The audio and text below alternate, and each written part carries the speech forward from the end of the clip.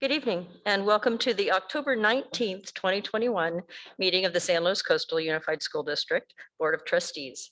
At this time, we would like to ask those in attendance to please keep their videos off and audio muted unless they are presenting information or speaking during public comment. We're offering translation services for our Spanish-speaking attendees. To access translation, please click on the globe at the bottom of your screen and then choose the language. At this time, we would like to ask if anyone who needs translation to click on the participants icon at the bottom of your screen and raise your hand. Buenas noches y bienvenidos. Esta junta va a tener interpretación simultánea al español. Si necesitan de los servicios, por favor, escojan el globo terráqueo que va a aparecer inmediatamente después de que yo termine de hablar. Esto va a aparecer en el menú inferior de la pantalla junto a participantes. Gracias.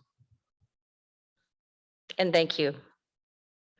We're in closed session. There was an action on stipulated student discipline agreement, and there was not. I take that. Let me roll that back.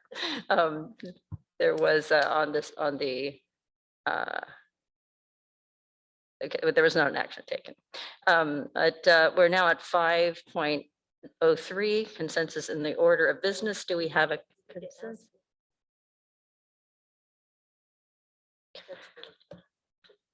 As you can tell, I have a coach here with me, so we need to ask the board if we have a consensus. We have a thumbs up. And Marilyn. I'll make a motion on item 4.01 that we discussed in closed session, student personnel stipulated expulsion hearing, one case. I'll second. All in favor? Or roll call? We Yeah, need to do a roll call. we can do a roll call then. So we're gonna do that. Mark? Ellen? Yes. Eve? Evelyn? Yes. Marilyn? Yes. Catherine? Yes. Okay, then that passes. With one absence. Oh, we do have one absence of Chris Unger. Sorry, Chris. Okay. We have a consensus on the order of business. Oh, and then we move right down to our student representatives to the board, who are Nick and Noah. We're hoping to be able to make contact with them soon. Mandy, are they here? I'm here. It says All Nick. right. Hi. Welcome.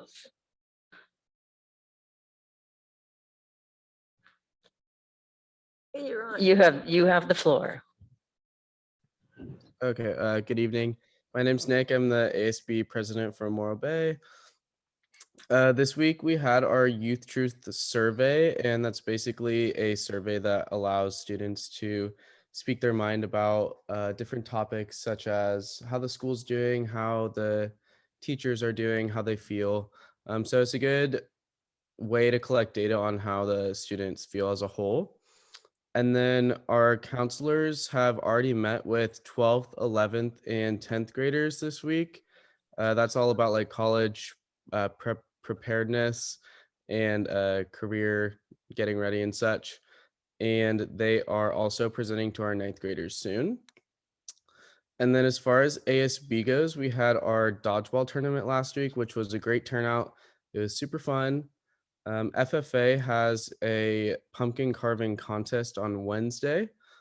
Next week is Be Kind Week, and it's a focus on anti-bullying. The school counselors as well as ASB are both in support, obviously, and we'll have a couple activities that we'll be hosting. And then a couple sports highlights. Girls water polo won the championship at Arroyo Grande, and the girls volleyball team won the champion at Carpinteria. Our surf team has the first competition of the year on Saturday at the Rock. A little club update. The environmental club had a clothing exchange last week, and all extra clothes were donated to Goodwill at the end of the event. Next week, we have a PSAT offering on Tuesday, and the SAT is going to be on Thursday for any students that want to take the SAT. It is on campus at Morro Bay, which is a super good opportunity for anyone that wants to take the test. And then we also have a fundraiser, and it's fall succulents. And they're super cool. They're super neat. So reach out to Mr. Scaldi if you're interested. And then we also are announcing that our fences in the quad area are going to be taken down next Thursday, which is super exciting. We've been waiting a long time to be able to utilize the quad because it looks amazing. And it's also just in time for our Halloween costume contest, which I will be helping run with my vice president and one other student in ASB. Avid also has a field trip on Thursday, and they're going to San Jose State as well as UCSC, and they'll be joining SLO High School Avid as well. And it's just a really good opportunity to learn about colleges that they may want to attend. And so that's a little bit about what's going on at Morro Bay. Excellent. Thank you, Nick. And Noah? Yeah, hi. Can everyone hear me? Yes, we can. Awesome. I made a little slideshow today for our homecoming week that we just had. I'll share my screen if that's all right, real quick. It says I cannot share my screen. Oh, there we go. We're not going anywhere. Take your time. Perfect. All right. So we had our homecoming week last week, which was really awesome for us. We kicked off the week with a homecoming rally out in our practice fields by our new tennis courts, which is super fun. It was outdoor, safe, kids wore masks, and we recognized our cheer team. They performed in our athletics, and we had some activities for the students to get involved in, some spirit points, which is super fun. Cool way to kick off the week. And then we had some spirit days. Monday at the rally was tourist day, so we had a lot of people dressed up in some tacky tourist attire, which is super fun. And then as you can see, we had twin day, sports day, and Wild West day up till Thursday before our big day on Friday, which is extreme black and gold day. A lot of school spirit. It's super cool. Almost everyone I saw in the quad was wearing black and gold in rep and High, which is super fun. Before our football game that night, which was hosted at Morro Bay against Templeton. We had our band out there performing. Our cheer team performed at halftime. And we had a huge student section, which was super cool. And it was really fun to have that back because we haven't had any home football games this year with Holt Field under construction due to Measure D. And we had a few other sports games. We had our volleyball game on Tuesday, and we had a water polo and girls tennis match at home, which a lot of students came to. As you can see, we had a big student section there too. And it was breast cancer awareness night, which was super cool because we had a pink out game and everyone was there to support, which is super fun. And a couple other things. We had our homecoming dance on Saturday too, outside on campus, which is also super fun. We don't have any pictures of that, but it was really cool. We had, I think, 950 ticket sales, which was a lot of fun. We had a lot of people out there, which is really cool. And we otherwise on campus, our drama club is putting on a Clue, opening October 29th.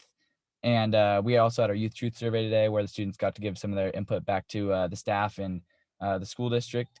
And we did that during second period today, and which is always a cool thing. And that's about it. We have a lot of spirit at SLO High right now, and the ASB is doing a great job. The band's doing a great job, and our administration's doing a great job. So everything's awesome. Thank you.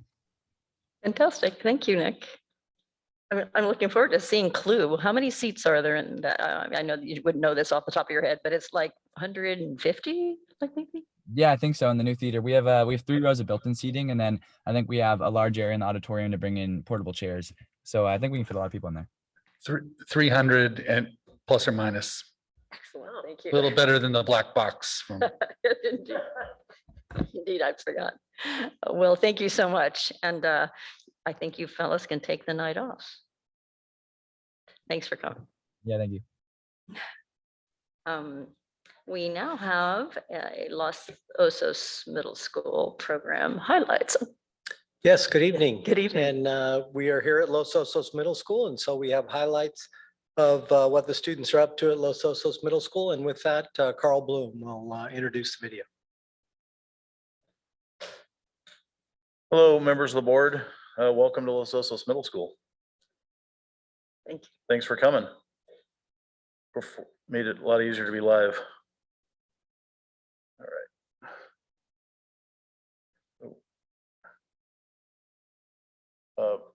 Ms. Dawson.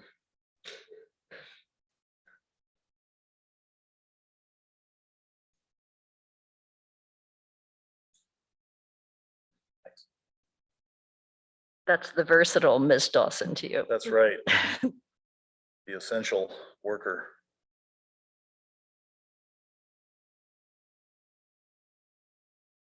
All right, well, first of all, I would like to share that this has been a great year. I mean, it's a very stressful year for all our staff and everybody involved, but it's been a great year. We have an amazing group of 6th, 7th, and 8th graders this year. They are fired up to be back on campus, and as much as normal is with masks and things, they are absolutely being appropriate, doing a great job, and we're getting a lot of our extracurriculars coming back, and the kids are enthusiastic about them, so I'll highlight some of those here.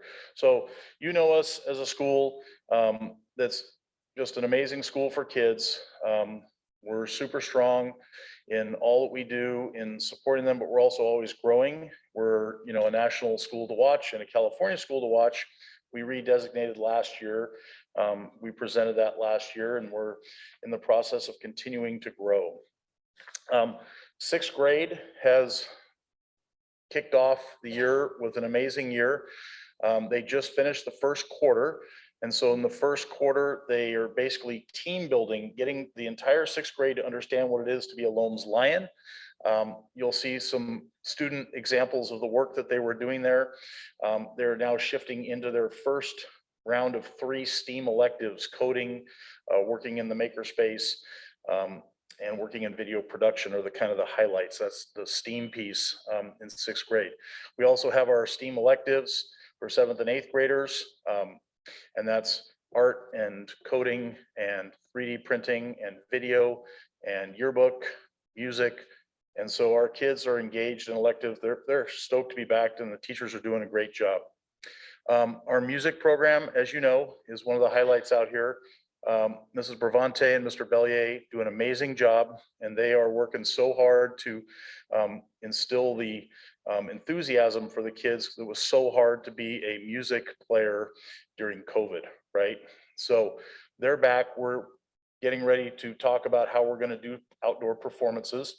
And our choir, for the first time since I've been here, has moved the elective to a seventh period, which makes it actually a lot more kids are in it than they are if it's 0 period, which starts an hour before school. So it helps Ms. Bravante at both sites.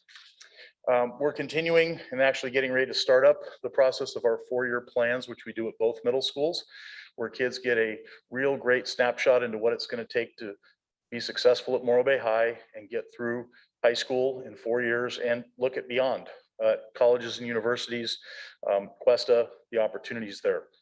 And again, for the 2nd year now, we're going to have our College Bound Today program.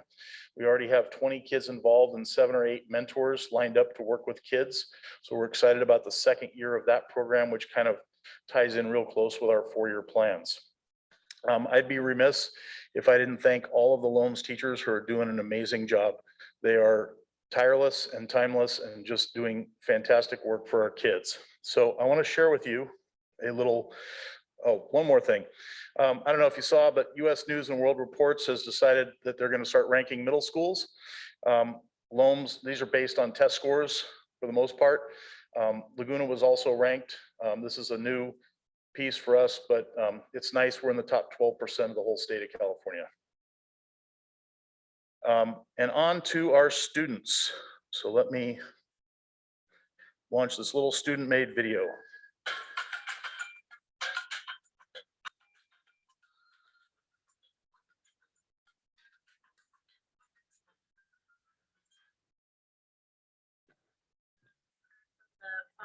Committee and leadership, and today. Oh, it's real fast.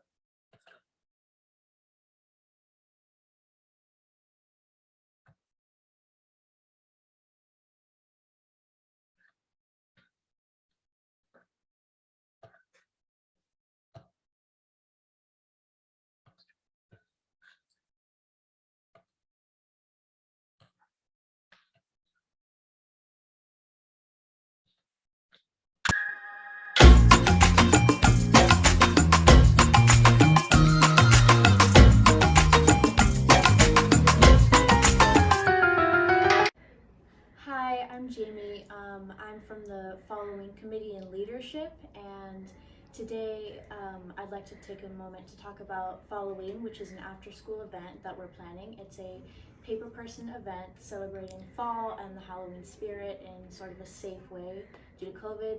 It is for 7th and 8th graders only. We have a hamburger bar, a DJ, and other fun games and events. My name's Yotzi Franco, and for the publicity committee and leadership, we publicize all the events, and we are making posters and advisory slides about the Halloween and the Spirit Week. Hi, I'm Ava Wright. I am the committee head of Spirit Week, and we just wanted to create an event that all the students can come together, have fun, and just show their Lions pride. So we're hosting a Decades Week where you can dress up 70s, 80s, 90s, or 2000s, and then we'll have fun events as well. Hi, I'm Colton Rosenlieb, and I oversee the Paw Pat committee and leadership, and we give these out to students to encourage good behavior. And once a semester, I think, we have an exchange where you bring in your Paw Pats and you get to buy items with the Paw Pats. Hi, I'm Hunter Thorkill, and I'm in Mr. Cohn's first period STEAM engineering class. These behind me are cardboard relief cuttings. We first start with a printout of a stencil. For this one, this is Iron Man. We put it over, then we cut out with a razor blade around where we want gone. And then we peel the cardboard off to reveal the corrugation underneath. And I think it's really cool. Yeah, the Beatles right here, Will Smith, Joker, John Kennedy, Michael Jackson, Bigfoot even, Ariana Grande. You know, we got everyone here. I think that's really cool. Hi, I'm Ayla Hertzer. And I'm Lucy Haydu, and this is our board game. It's called Paris Pet Shop. It teaches you a little about math facts and other fun facts.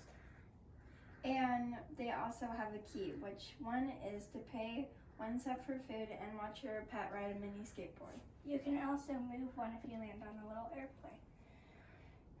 There's coins that come at the end of the rainbow, and there's also an Eiffel Tower that comes here. And we're super excited to go to our next STEAM class, which is coding. And we had fun in our last one. Hi, I'm Kimberly Hara. Hi, I'm Ann Patel, and we're part of the Lone Student Senate. We enjoyed our first meeting together. And we enjoyed talking about the Youth Truth Survey. We even made a video to include in our advisory slides so classmates could participate in the Youth Truth Survey. And we're also excited to see the results to make Loans a better place. We can't wait to see you guys again. Well done.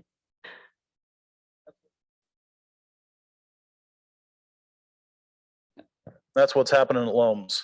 Any questions? All right, thank you and great to see you all. Thank you so much, Carl and Mr. Bloom.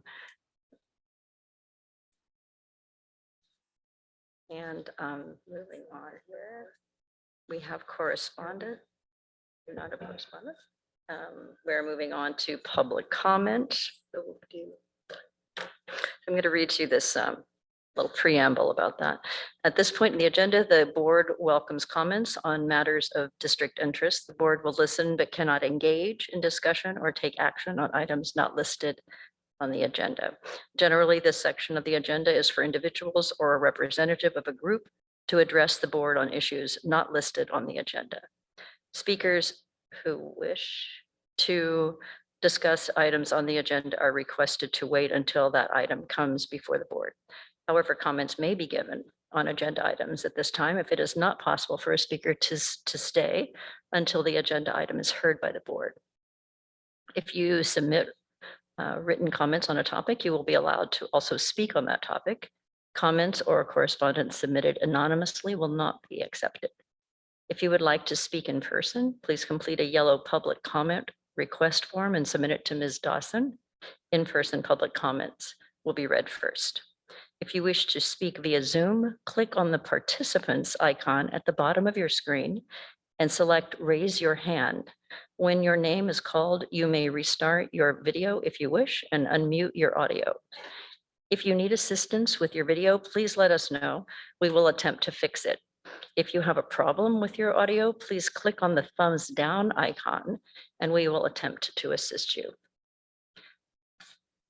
With written public comment submitted prior to the school board will be read. Now. You want to do in person first or? Do we have? Yes, please. Ms. Sheffer will announce those. Corin Lapel. Hi, come on up and we'll start your 3 minutes. Okay, thanks. Hold on 1 second. Oh, yeah. Okay, there you go. Okay. Hi, I'm Corinne Lapel. I have 2 school-age kids in your district, a 4th grader and a 7th grader. I wanted to come here and explain and share with you something that happened on Friday. And I think it would be, it's important. So on Friday afternoon, I got a phone call from Laguna Middle School saying that my daughter needed to be picked up because she was short of breath and therefore had a COVID symptom. So I ran over to the school, got there within 10 minutes, came into the office and they brought her out. She was wearing her PE clothes. I asked her, can you tell me what happened? She said, I was playing basketball during PE, wearing my mask, and I got short of breath.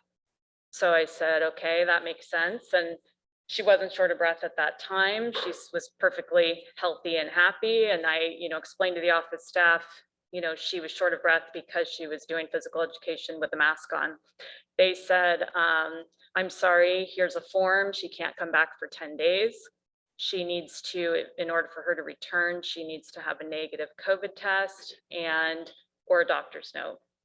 So I called her pediatrician's office. They said, unfortunately, we can't see healthy kids right now. We have to see only sick children and we can't write notes. I have friends that are my pediatricians. So I was able to get my daughter a doctor's note because it clearly wasn't a COVID symptom. I think it's really unfortunate that other people don't have that access. I was lucky enough to have that kind of access to medical care. And so she's, back in school today, but, I've heard many, many stories of these instances happening on our campuses. And so, it really is something that I think we need to address. In summary, instances like mine have occurred many times to countless families, and it violates Penal Code Section 422.6, which states an individual's rights cannot be taken away based on a disability, which in this case is a presumed disease. Children in the state of California have the right to fair, equal, and meaningful education, which they're not getting because of situations like the one I described. This needs to change. The board needs to address the discrimination that is occurring in our schools locally. So that's all I have. Thank you. Thank you. Thank you. Next, I have Bree. You're here. That's Bree. Hi, I am here. Can everyone hear me? Yes, we can hear you. Okay. So hello, my name is Bree Getz, and I'm the parent of Cora Andergetz, who is currently attending 1st grade at Los Ranchos Elementary School. Los Ranchos is our home school, although we live much closer to Sinsheimer Elementary. At the beginning of this month, we were notified that starting November 1st, the YMCA would no longer be providing before care for the students at Los Ranchos, with the exception of late start Mondays. And just to share a bit of background on our family's situation, I work full-time as a counselor at Templeton High School, and my wife is a full-time school psychologist at Guadalupe Union School District. And we have 3 children, ages 2, 4, and 7, that all attend different schools, which means 3 different drop-offs and pickups, as well as longer commutes to and from work. We have no family members living in the state to help us with childcare or transportation. and we do not have the option to start work later based on our contracts.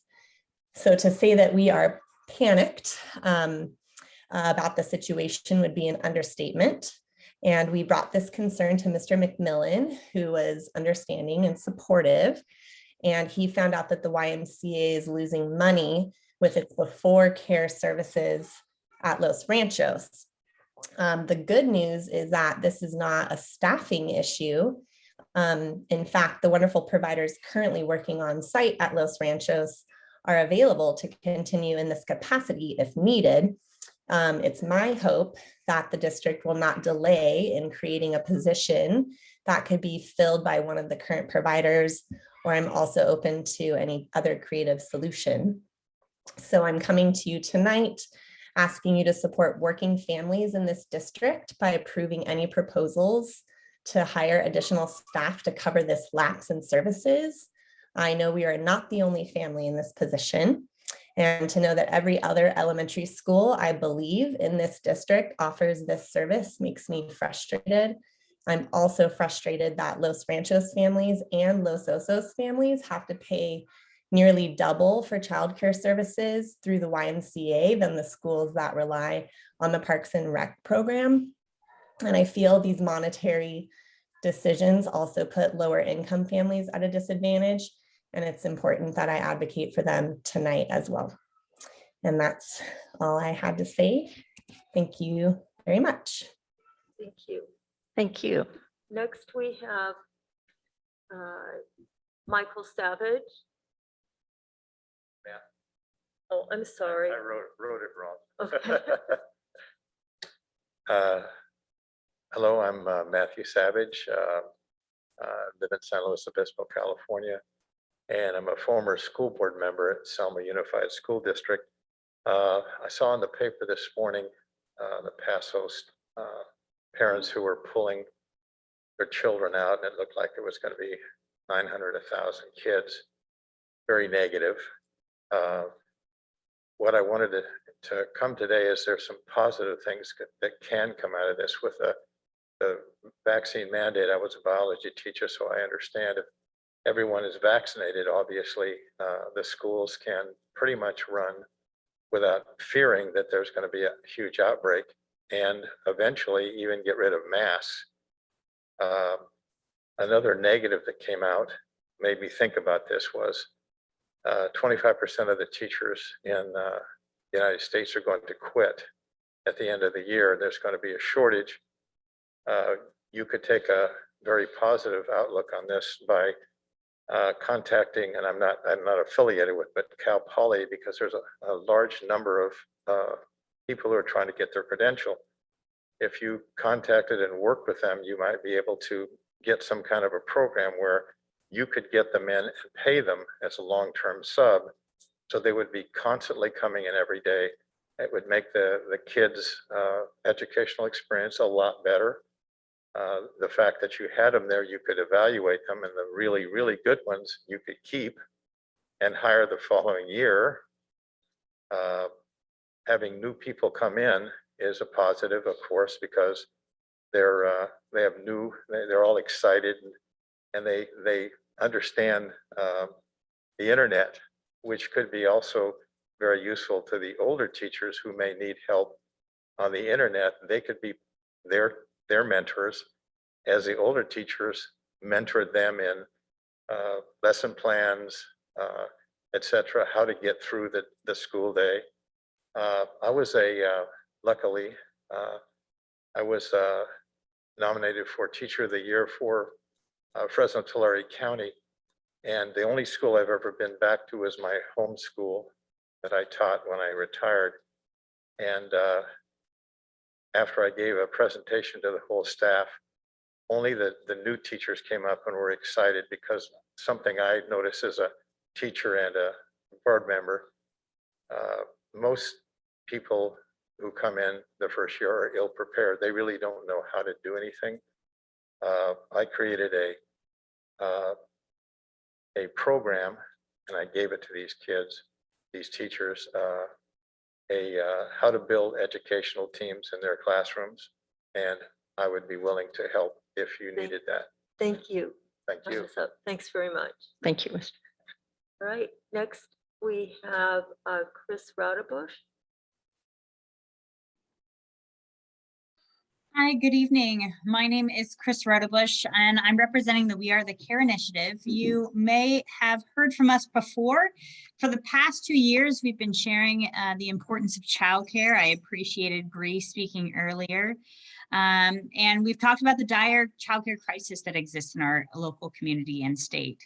We've asserted and reinforced the belief that an investment in childcare is an investment in our economy and our community. So over the past 2 years, we've asked for support, spread awareness, and sought to implement change. And today we want to tell you about a study that presents some data to support these claims. So a recent study that was conducted by BW Research and commissioned by Cuesta College analyzes the economic impact of the childcare industry here in SLO County. The report substantiates what we already know, which is essentially that childcare is truly essential for our society and our economy. So some of the key findings included the following. 1, most childcare workers can work full-time and still not earn a living wage. The living wage for a single adult with no dependents in SLO County is a little over $38,000 a year. And the average earnings for a childcare worker in the county are a little over $27,000, only 71% of the living wage. 2, childcare is expensive. Childcare workers likely can't afford full cost childcare for their own child. And the average cost of childcare in SLO County is about $10,000 a year. There's a large need for additional childcare capacity. Conservative estimates suggest that 2,300 children in the county may have working parents, but are not enrolled in a childcare program.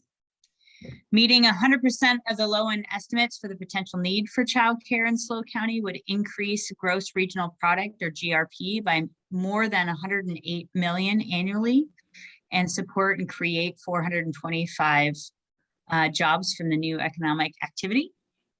Meeting the entirety of the high-end estimate of potential childcare demand would have a greater economic impact, contributing 734 million to GRP, roughly the equivalent to combined services of full-service restaurants, residential property managers, and hotels combined.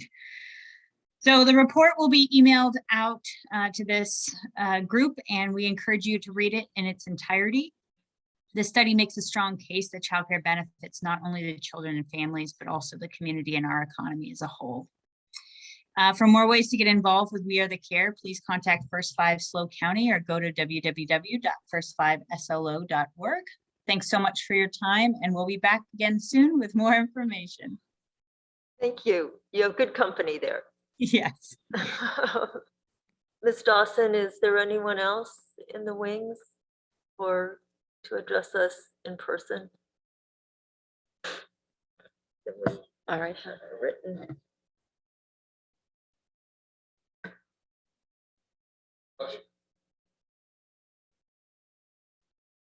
Okay, well, we do have some written public comments, however. The first one is from Marlene Valdez, and it is simply the 2 words I understand. Under Richie, please do not mandate kids to vaccine. If schools were safe enough to resume without vaccine, they should be safe enough to proceed without vaccine mandate. Jaime Crosmo, good evening, board members, and thank you for reading this. Very soon, this board will need to decide how they are going to handle the COVID-19 vaccine mandate. And make no mistake, you have a choice. Governor Newsom has stated that implementation will be up to the school districts, so the ball will be in your court.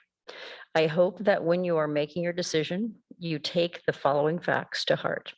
1, what is the threat of COVID-19 to this age group, age 5 to 18? According to the CDC, the threat of severe complications from COVID-19 for children age 5 to 18 is 0.0007%. The vast majority of children who get this illness fare well and do not have severe complications. With this scientific data, I ask all of you Does this have less than 1% chance of severe illness justify a mandate for these children? And number two, these vaccines are still in clinical trials. There is no long-term human study on this vaccine. We simply do not know how this vaccine could affect our children's health in the future, let alone the possibility to have the severe reaction to the shot itself. Do you want to be the ones who uphold a vaccine mandate that later we find out was not in the best interest of our children's health? Number three, our schools have been back in person for numerous months now with no outbreaks. I bet if you gathered data on who already had COVID, it would be a large portion of the student body. With that info, along with those that have chosen to be vaccinated, I would suspect that we have a safe herd immunity. Number four, the vaccines do not stop transmission. Even with a fully vaccinated student body, COVID will still be present. We need to learn how to live with COVID, whether that's choosing to vaccinate our families or continuing to wear masks. That should be an individual family choice. The San Joaquin Board of Supervisors voted last week to prohibit the use of vaccine passports by any San Joaquin County office, board, or agent. I hope our San Luis Obispo County Board of Supervisors will do the same, as well as the San Luis Coastal Unified School District Board, and put an end to this madness once and for all. Let's stop the fear, discrimination, and separation, and start allowing our children to get back to normal. Thank you again for taking all of these points to heart when making this critical decision in our children's lives. This is from Amy Van Brask. Hello, I am writing to please encourage you to ban the COVID shot mandate to be able to attend in school, in-person schooling. This mandate is not a law and is unconstitutional. The shot is not like the other childhood vaccines as it does not contain any dead virus of COVID-19. It cannot be categorized as such. The clinical trials will not be completed until 2023. It is not FDA approved. The Pfizer shot is the one approved, and they are not providing it here. The BioNTech is still under emergency use authorization. You cannot mandate an experimental shot. There have been no major COVID-19 outbreaks since school has started. The current fatality rate is 0.0007% in 18-year-olds and under. Children have mild symptoms and recover. Teen boys are reporting being diagnosed with myocarditis after getting the shot. One of our own former school district employees' sons was diagnosed and hospitalized after he received the shot.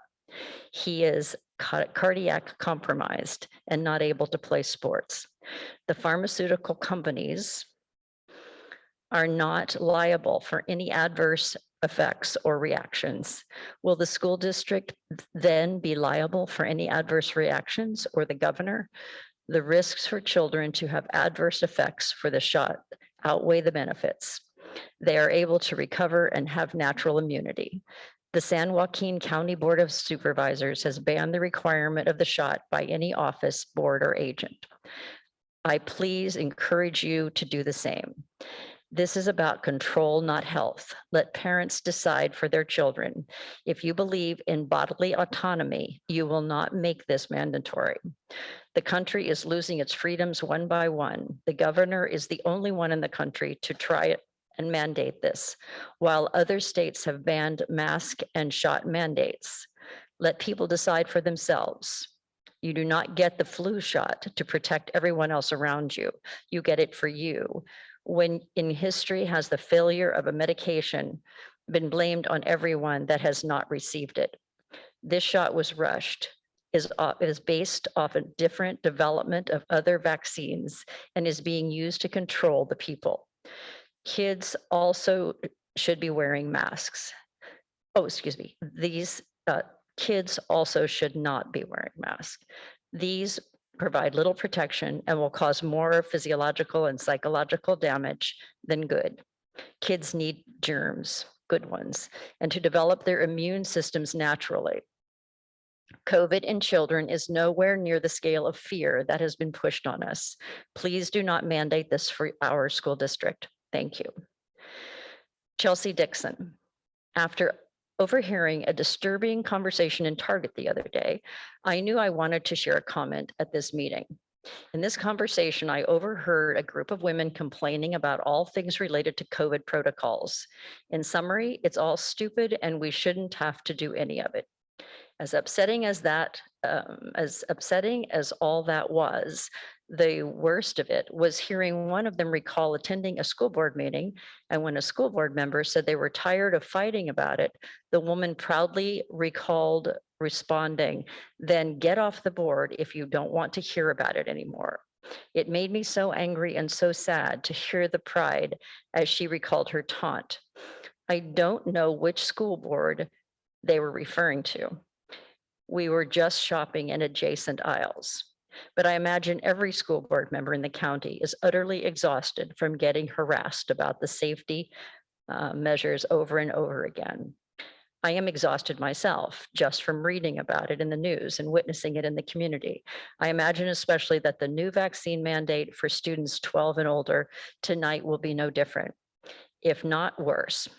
There is a very loud and privileged minority that has the time and ability to come and shout at these meetings. And I wanted to make sure you also heard from those of us who can't attend every meeting, but who want and greatly appreciate that these safety measures that protect our kids and keep them in school. I also wanted to thank you for enduring more than any of you have signed up for, to let you know how appreciated you are. Jenna D. I have been a resident of SLO for 17 years, a mom of 2 children, one who is currently attending C.L. Smith Elementary, and I'm an employee of the Santa Maria High School District for the past 11 and a half years. I've successfully taught algebra, personal finance, guitar, ASB, and choir to some of our most at-risk students at Delta Continuation High School. I love my job. I am deeply concerned as an educator and as a parent of 2 children with the governor's recent mandate to vaccinate our children in order to access public education after FDA approval. As a parent, the current survival rate of children with COVID under the age of 18 is over 99.99%. The potential adverse reactions rate, however, is much more concerning. One study shows 1 in 1,000 children are having adverse effects, including myocarditis. My son has a higher risk of dying in a car accident, drowning, dying of cancer, and of suffocation than from COVID. As a math teacher, I teach students to use reason and critical thinking to interpret numbers and data. This data does not support forcing this injection into our children. We do not have the data of the long-term effects of this kind of injection. The CDC states that this injection does not prevent spread and does not prevent contraction of the virus. So why would I subject my child to that risk under the governor's pressure? I ask you to consider all the parents who are concerned about subjecting our children to unknown risks in the name of health. There is a growing number of us who will pull children out of school in order to protect them from these unknown risks. And finally, as a teacher, I have personally chosen not to get the vaccine after weighing the risks with my doctor, considering both my health and age. However, if the mandate continues, I may have to choose between my job and this injection. I am not willing to be forced into a medical procedure that may cause more damage to my body than the virus itself. I love my job. I love my students. I did the math, and I worked with over 5,000 of our most difficult to reach students in jeopardy of dropping out of high school and have helped them become high school graduates. Please stand with us against this mandate. We are passionate to stand for medical freedom. We are passionate to teach your children and don't want to lose our jobs, but we will do everything in our power to keep our children safe. Please consider this as you move forward with your discussions on this issue.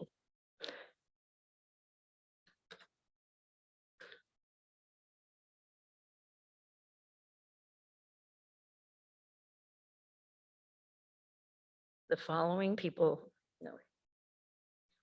are not going to speak?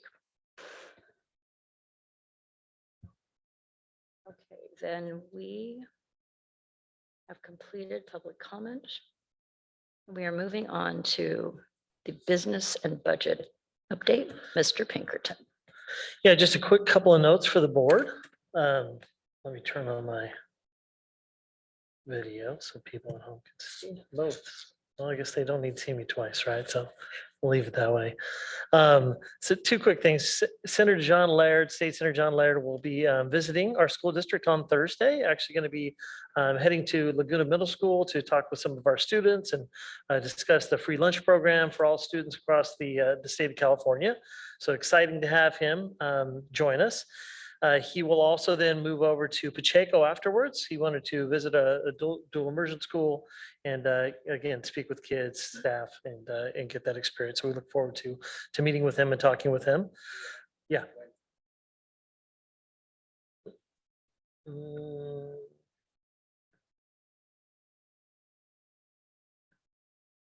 Yes, so it is Wednesday, excuse me then.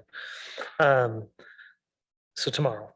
The other thing that just for the board to know, we have begun discussions today with just from a cabinet level about the implementation of the start of school change that was passed a few years ago for high schools have to move to no earlier than an 8:30 start. Middle school is 8 o'clock. So we'll be working with staff, working with the principals and then sharing the information with the public and with our parents in terms of how we roll that out. So since this new law goes into effect, so it's been on the books for a couple of years, but actually has to be implemented by next school year. So it's not a huge change per se, you know, right now, middle schools, it's, I think 8:05, 8:15. But it is a big change for the high school level. So, you know, anywhere from starting at 8 o'clock, getting out at 3:10 to potentially, you know, being at 8:30 to 3:40. So, you know, looking at all the implications of that, sports, those types of things, and we'll be sharing that information with the board throughout that process of, you know, coming up with the best times and best situation for our students. But again, that is a state law that we have to follow that starts at the beginning of the next school year. Thank you, Mr. Pinkerton. And we have the educational services update. Very good. Oh, Thank you. Mrs. Thank you. Brown. I just have two short updates for you. Just first, a kudos to Dan Block, Rick Mayfield, and Leslie O'Connor, who put on an amazing workshop for all of our principals this morning. We were looking at the Danielson framework for effective instruction and our evaluation tool. As you know, all of our principals have been trained on this. In fact, they've gone through very in-depth training. But this morning was an opportunity to speak with our three experts in the area, to dive deep into the tool, to talk about effective strategies, and also to talk about the important conversations we have with our teachers after we observe in the classroom. What does that conversation look like? How do we build off of that? It was a wonderful workshop, and I know we'll have more like that. And then the second thing is just a reminder that we have our EL open forum 1 week from tonight. We'll make sure that the board members have the Zoom link.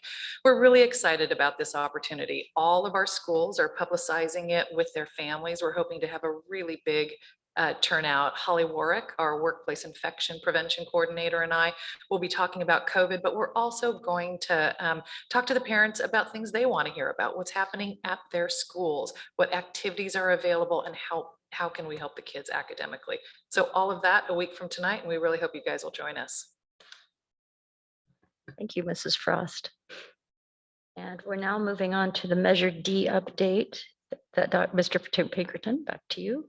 Yeah, so along with that, that presentation day with the principals, it was nice to be inside the new theater space at San Luis Obispo High School. So, you know, as we heard from Noah, I'm really looking forward to the play coming up, right? The Clue, looking at this, you know, beautiful stage props that they had is just such a great venue. And I really, you know, look forward to having, again, presentations there as well as new drama performances. The good news is we are actually in the middle of construction on the Morro Bay High School theater as well, right? So they also are going to get a beautiful new theater space, theater classroom, new multi-purpose room, cafeteria. So that kind of midway through construction on that building, and look forward to, again, that school site also having those same same facilities. I do have a CBOC, so we have our Citizens Bond Oversight Committee that meets quarterly and reviews all the bond measure budgets and expenditures, those types of things. So I will be taking them on a tour of Morro Bay High School on Thursday. That's where I got the mix up with Senator Laird on Wednesday. But on Thursday, I'll be taking them around to see some of the new, really focused on Building B, that new student classroom building, as well as we'll review all of the projects that have taken place in the new quad at Morro Bay High School. So we will then be meeting with the CBOC on another date coming up soon, I believe November 8th, to walk through San Luis Obispo High School as well. So I look forward to sharing all the great work that's been accomplished at our school sites. Thank you, Mr. Pinkerton. We are moving on to this resolution. Yes, good evening. Good evening. I'm here again. Each year, we are required by law to certify the sufficiency of textbooks in all core subject areas. At the last board meeting, we had a public hearing and received no input from the public, no concern from the public regarding sufficiency of textbooks. We have verified that we are sufficient in all areas and have adequate supplies and textbooks for all students in all areas. And so tonight in front of you is a resolution to that effect. Thank you. Is there anyone from the public that would like to comment on this item? It's resolution 5-21-22, sufficient textbooks for the year 10-19-21. Seeing no one, take it to the board. This is Roger. Okay, if there is no board discussion on this item, then I would make a motion to approve resolution 05-21-22, determination of sufficient textbooks and instructional materials. I'll second. There's no one else. Thank you. So we have a motion by Mrs. Roger and a second by Mr. Unger. I'm sorry, by Mr. Buckman. And this is a roll call vote, I'm thinking. Yes, so Mrs. Roger. Yes. Mr. Buckman.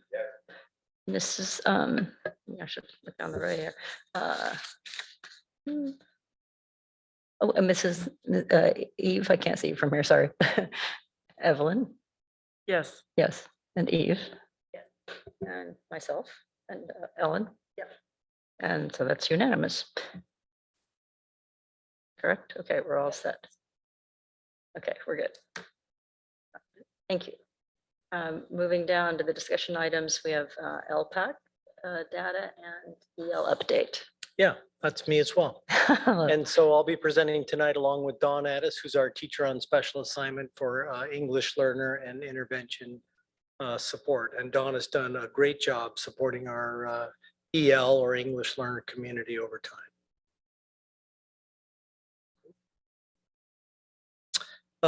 Tonight, we're going to talk a little bit about instruction, how English learners receive their instruction within the classroom. We'll go over assessment results. We'll talk about academic supports that are in place, and then we'll discuss family engagement as well. English learner is an official designation, a student who speaks a language other than English as a native language. When they come into our schools, receive an assessment known as the English Language Proficiency Assessment of California, or the LPAC. After we look at the results of that assessment, it determines whether or not a student qualifies as an English learner. If they do, then they are entitled to English learner services, which would include specially designed instructional practices. Those would include an integrated English language development instruction, or ELD.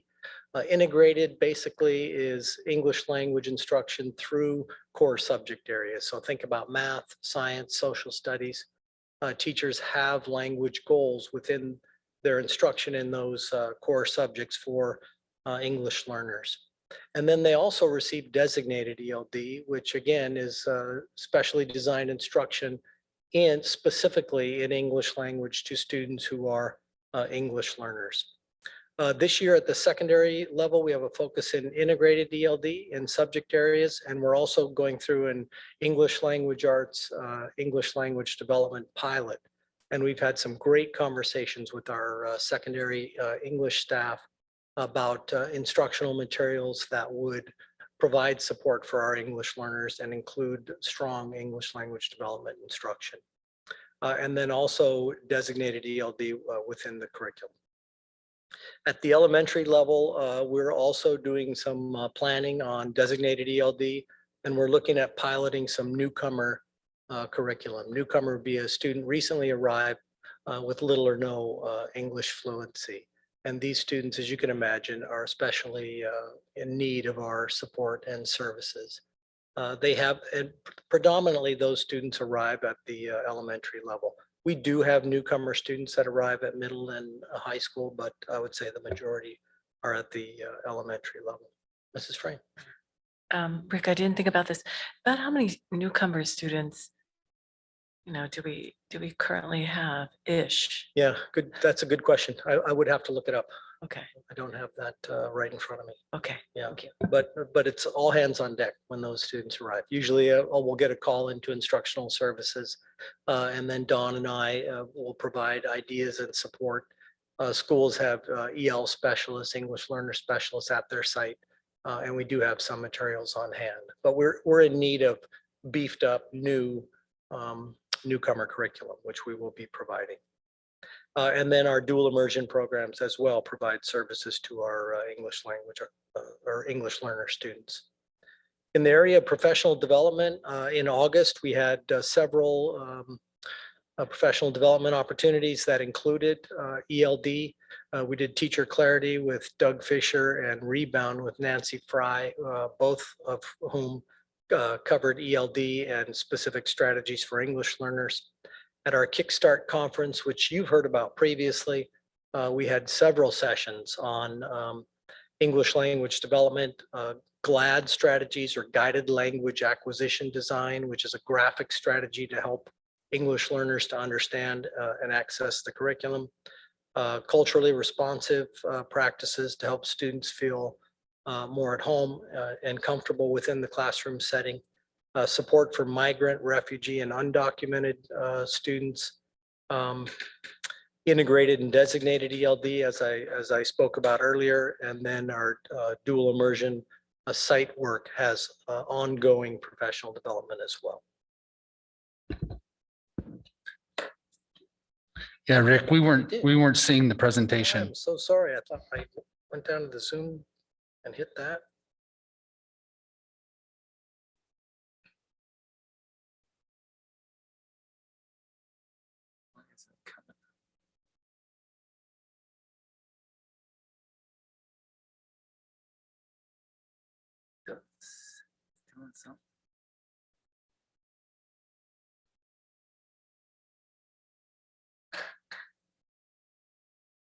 There.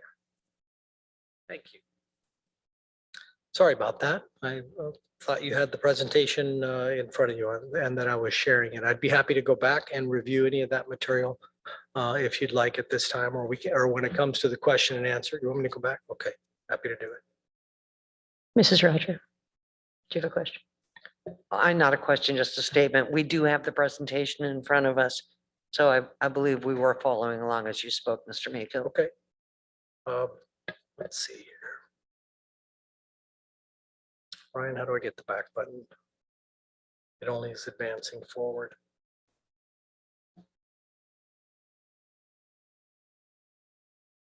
Thank you. Okay. So let me just briefly go through what you had. Integrated and designated ELD are indicated at the top of the screen for the instructional model. Our secondary and elementary focus areas are there as well, including our adoption of ELA and ELD materials and designated and newcomer materials for elementary. In terms of professional development, as I mentioned, our August PD and our Kickstart conference are listed there. All of the different workshops that we conducted with a EL or ELD focus, and then our new teacher and secondary PD as well, along with our dual immersion site work. And then at this time, we'll have Dawn Addis, who's our teacher on special assignment for English Learner Services, go over the LPAC, or the English Language Proficiency Assessment for California. Dawn. Good evening, and thank you for having me. And just to address Evelyn's question about newcomers, I'd say we probably have 10 to 15 at any one time district-wide, and I'd have to go back and pull up those numbers, but it's always a handful of students, and it really hasn't changed this year. So I'll jump into the English Language Proficiency Assessments of California, which is the LPAC. And the reason I emphasize the S is that it's actually 2 tests for 2 purposes. We have the initial LPAC that you see on my left, and then we have the summative LPAC that you see on my right. And what we're going to be talking about this evening is the summative LPAC. That test is taken over time every year to measure progress. And the initial LPAC is only taken one time when students first come into the district. So California has redesigned the student score reports that parents have access to. And so we wanted to show you the reports tonight. So I'm just going to focus on the summative. These are the results from last spring. And what you'll see is that the bulk of our students are at the LPAC level 2 and LPAC level 3 levels. That's because once students get to the LPAC level 4, they are eligible for reclassification, or what's commonly known as RFEP. So if we saw a large number of students at the LPAC 4 level, we would actually be concerned because it would mean that we weren't reclassifying our students. And San Luis Coastal actually does a really good job with thinking very carefully and critically about which students are ready for reclassification. So you can move forward. This is how many students took the LPAC at each grade level. And you can see that most students are in grades TK through 6 when they take the LPAC. That's because the typical amount of time we would want to see before reclassification is about 5 to 6 years. And that's a national standard as well as a California standard for the amount of time of instruction. You can keep moving forward. This is a comparison over 3 years of how students have done in San Luis Coastal. So 2018 was actually the first year that students took the summative LPAC. And then 2019, you can see I put a little note there. There was a change in cut scores.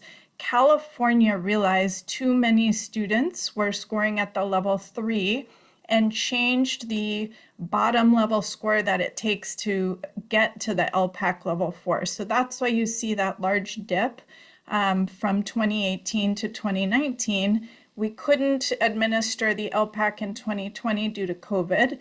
But you can see that our students at the level 4 are pretty close to what they were in 2019. So that 3% difference is really a handful of students.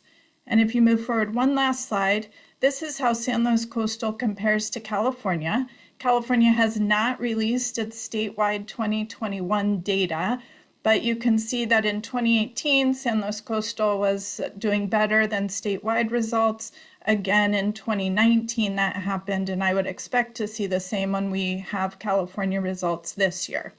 So I'm going to turn it back over to Rick to talk about the supports that are being provided to English learner students now. Thank you, Dawn.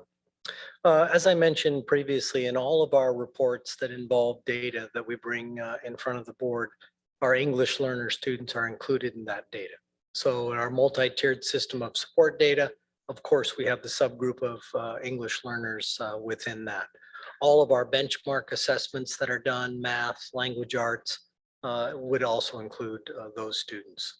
We have a district teacher on special assignment, the TOSA Dawn, who you just heard from. At elementary sites, we have English learner specialists who focus on supporting primarily level 1 and 2 English learners, those most in need, but also do quite a few jobs around parent participation for English learner parents and supporting ELACs as well. And that's the secondary level. We have EL teacher and EL aides.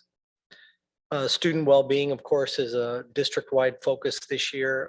EL Family Open Forum, as Mrs. Frost mentioned earlier, is October 26th from 6 to 7:30 p.m. The Welcome Center, we expanded to the coast. We had one Welcome Center housed at Pacheco Elementary. We now have two, with the second one at Baywood Elementary. Our family resource centers are staffed with bilingual staff to support our families. Of course, thankfully this year, we have free food for all. Devices and hotspots are available to families who need them, and students can check those out.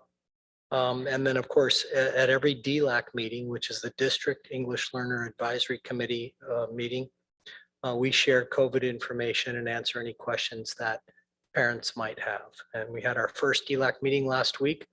I have to say, it's my favorite meeting, late night meeting that I attend. Now, no offense to the board, but I love being with that group of people. We had such a positive meeting last week and great participation. I think there were 50 in attendance at one point in time. Lots of questions, lots of participation and sharing out of what's happening at school sites. It was great stuff. And then transportation as well. We're fortunate enough to be able to provide that. Mrs. Frank. Yeah, Rick, I'm sorry. I would have loved to attend that, but I wasn't paying attention. So when you were listening to the conversations, what were the common kind of threads that you were hearing? Were there good things or things they're concerned about or need? What were kind of some of those common threads? I'd say it was a good mix. We purposefully asked people to share something that was going well. And we gave them a minute to think about that and what's going well at sites, and immediately had 5 or 6 volunteers to share what was going well. And they shared about academic support for their students, how warm the school sites are in terms of reaching out to parents and pulling them in.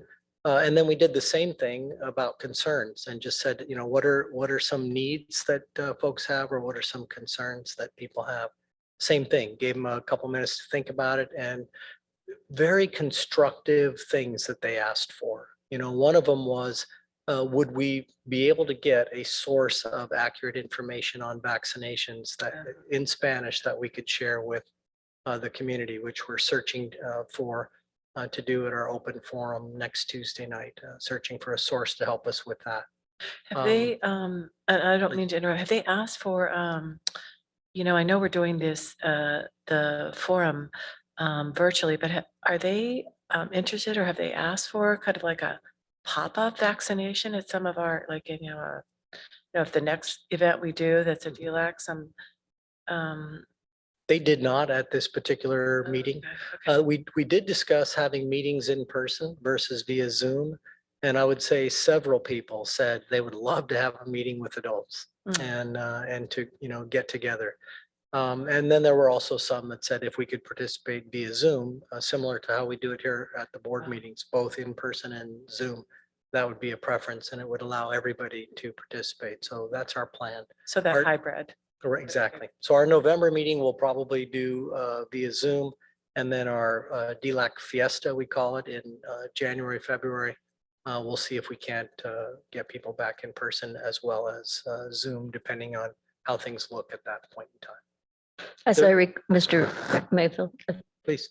I seem to recall that last year that the same event was handled remotely, but what made it fun was that everyone was encouraged to have their own guacamole and their own salsa and their own chips at home, and you could be on the Zoom and pretend like you were together sharing a meal. Exactly. It was quite fun. Yeah, it was, for a Zoom event, I thought it went off very well. And I don't remember the numbers, but they were large. I remember that we were over 100 that came and went during the meeting, because it was quite a long meeting. So there was great participation. It was a good pivot. Good job. In terms of family connections, again, this is a focus area. At our principal meetings, we're discussing how to reach out to our English learner families. We have the open forum coming up. We conducted a survey as well to get themes and items for discussion for that meeting. And we'll be prepared to present quality information to families about COVID and the protocols and antigen testing and all sorts of things, and then answer any questions that they might have. Our DLAC meetings, I will say Dawn has done a great job over the last several years of growing that group, and with a focus on helping parents to become leaders. And our president runs the meeting, which is an English learner parent, Maria, and the participation is tremendous. And people unmuting and making their point, muting back up, while they're taking care of serving dinner to the family and all that kind of thing. It's a lot of fun, and I would encourage you and welcome your participation in any of those meetings. ELAC meetings, or English Learner Advisory Committee meetings, happen at each of our sites where the numbers are 21 or over of English learners are present. We individual sites invite their families in, and similar things. We talk about what it means to redesignate, well, what it means to be an English learner, and the emphasis and focus that we have on helping kids to redesignate.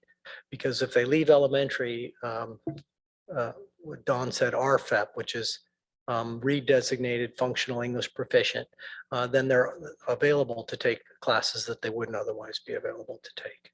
So it's a very important process, and other Mr. topics Mayfield? are covered at those meetings. Mr. Mayfield, I have a quick question. Please. With the sites with 21 ELs or more, what about those that have fewer? Are those, do they have an opportunity to get together at all, or to go to meetings in another site, or how are they able to? Absolutely. They're invited to the DLAC meetings, and then there was one site this year that was 18, 19, I want to say.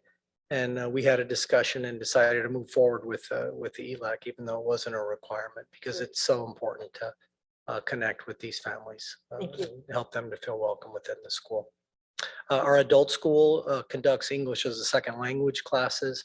They did a presentation at their first DLAC on those classes. The availability of those classes are always very popular with our parents. We have the high school bilingual diploma or seal of biliteracy and high set classes, parenting and play for English learner families through the preschool programs. And then the California Association of Bilingual Educators, or CABE, does parent workshops, and we invite our parents to participate in those, and they take us up on it every year. At DLAC this last week, we shared about CABE and had several parents talk about positive experiences that they've had attending these conferences. There's a virtual one in November coming up. We have a few people who have volunteered to participate. And then hopefully we're going to do March 30th, April 2nd in person in San Francisco at a conference. And that's always great to bring parents to as well, because they have workshops specific for parent leaders. This is the flyer that's going out about the EL Family Open Forum next Tuesday. Please plan to attend, and I'll be presenting along with Mrs. Frost and Holly Warwick regarding COVID. And then we'll also talk about MTSS and how to get involved in school and other things as well. Okay, so it's what we covered tonight. And with that, thank you. And I'd be happy to field any questions you might have.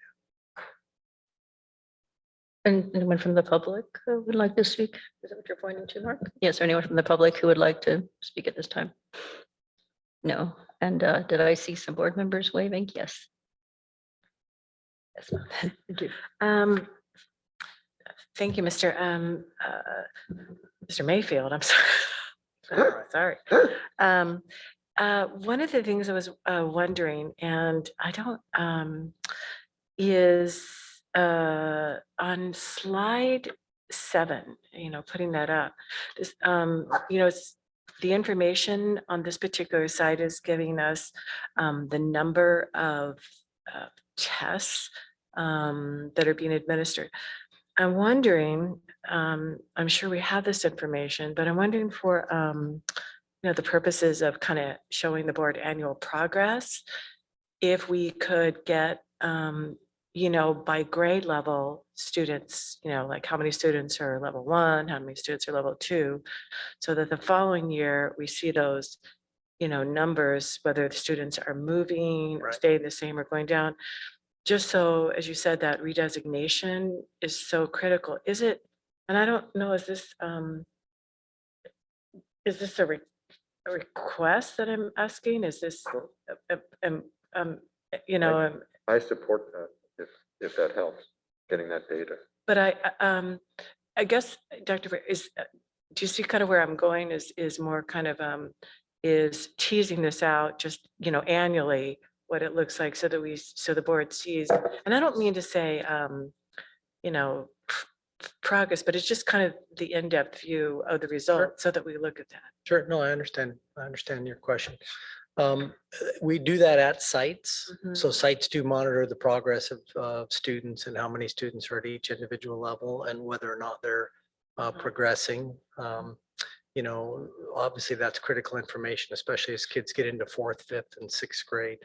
If they have not yet redesignated, that is an important factor at each individual school site. But we can look into disaggregating that data and bringing it to the board at our next presentation. Yeah, for I EL. just think, does that make sense? It's kind of an annual kind of just looking at it from that perspective. And then, next year we look at it and see those grade levels changing, because as you said, that designation is so important. But the other thing I just thought about this, do we have that same information in Spanish for our EOs and our ELs, because they're getting that by literacy, hopefully. So do we have that same ability to, by grade level, look at that progress as they move up? Yeah, great question.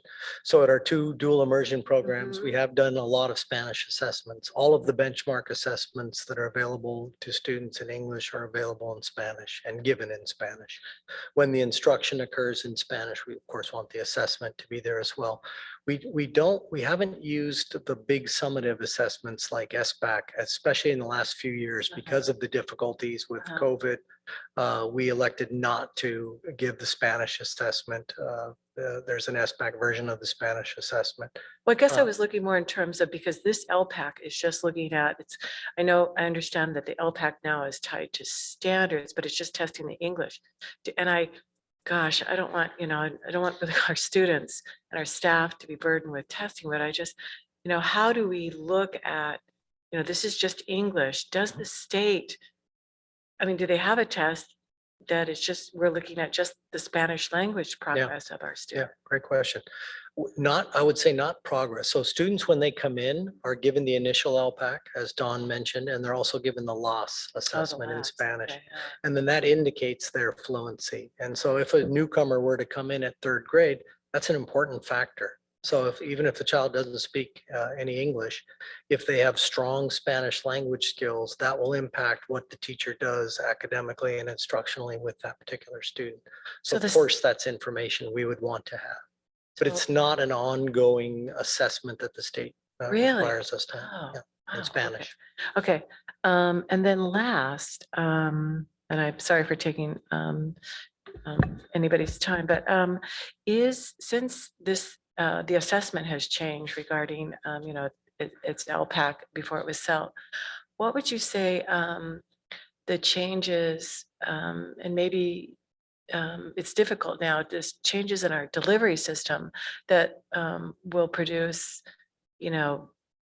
that core group of students who can move to that redesignation, because we do have some students who haven't. So what would you say that the changes in that delivery system? Yeah. And maybe you don't do it today, Mr. Mayfield, but later on in the future. No, again, that's a great question.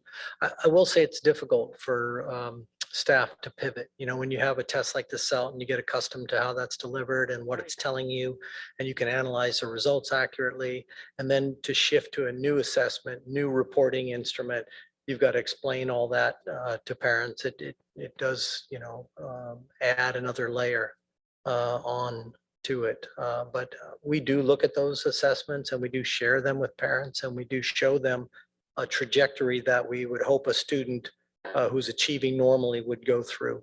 So, even if a student came in at a beginning level, they should make steady growth in English language acquisition, and that should show on the summative LPAC assessment that they take every year. Okay. So I'm not going to believe, but I just want to make sure that I'm not stepping on anybody's toes about, and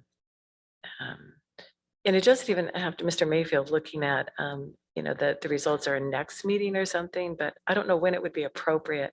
And do we do it this year and then we look at it next year? So I would defer to, my colleagues and.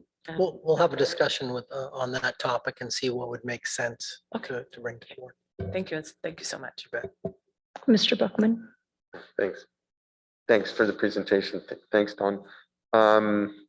So again, how long have we been using LPAC? Was it 2018 when we started? I believe that was first year, Don. There was maybe 17, there was a year where they didn't, it was just to measure the test and calibrate the test, where they didn't calculate scores. All right, and then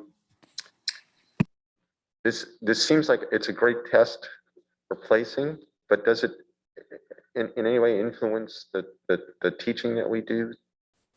And I'm guessing, okay, Dawn. Yeah, Dawn, okay, go ahead. go, thanks. Yeah, I could address a couple of the questions about the LPAC. And I don't know if this is what you were getting at, Evelyn, but one of the positive things is that the transition to the new California state standards overall happened long before the transition to the LPAC. So the LPAC then came in, and it is based in the California ELA, ELD standards, as well as takes into account the new Common Core learning. So we went through the transition first, then the LPAC got layered on. And it has been our intention to use some of the task types on the LPAC to inform instruction. That got interrupted a little bit with COVID, and now we're able to circle back and start digging in deeper. So as Rick mentioned, our conversations around integrated and designated ELD, some of those conversations will include, and what are the task types? What are the kinds of things students are having to do on the LPAC? Not that we want to do test prep, but it is high-level thinking and high-level language use, and training teachers to understand what's expected of students can be helpful in instruction. Any other questions from the board? Dr. Prater? I really appreciate this conversation. And what I was thinking about while Mrs. Frame was speaking was the presentation we had last meeting with MTSS data. And we really took a vulnerable dive into looking at ourselves and looking at our students in the subgroups and within even subgroups within subgroups. And I felt really good about that, even though some of those data sets were hard to look at. And I feel the same way about LPAC. I need to dive in a bit with our team and figure out what all that means when you take that same approach with our English learners. And I can envision a more comprehensive way of looking at LPAC and some of our fast bridge assessments and the SBAC, and just kind of really begin to break that down and see, maybe fine tune where we are by school, by subgroup, and really articulate our actionable steps. When you look inside Rick's department with Dawn and Lara Storm, what you see there are conversations occurring about targeted instruction for specific students. And what they're doing is they're actually laying out a trajectory of achievement targets. And so I see the groups working together in ways that I've never seen before. So bringing that to the board in a more complete way will give you that same insight that I'm beginning to see in the ISLA department, which I really appreciate. So what I would like to say to Mrs. Frame's request is, I think that data set is coming. I think what I will say to you is that we're still waiting on our SBAC, even though the SBAC has been released to the parents, but then it's individualized by the Preliminary data. preliminary. And we still don't have the state numbers to compare it to, which is what we're waiting for. So we're still waiting, and we're in mid-October. The kids took this last May, and we still can't use the data. So what I intend to do is bring it to you in that more complete way that tells, I think, a better story. So if you just give us a little bit of time, we're still hovering out there waiting for the state to give us permission. And then we can then begin to really peel back that onion and really give you a good conversation and good insights into how our kids are doing. Okay. Thank you. And thank you, Mr. Mayfield and, Thank you. and Ms. Addis for your contribution tonight. Appreciate that. Is there anything other board members would like to comment on tonight? All right, looks like have a unanimous notion to go on to item number 10.03, the financial advisor contract. Mr. Pinkerton. Yeah, we pull up my, the contract real quick? Just on board docs. Oh, yeah. Ready. Financial advisor contract.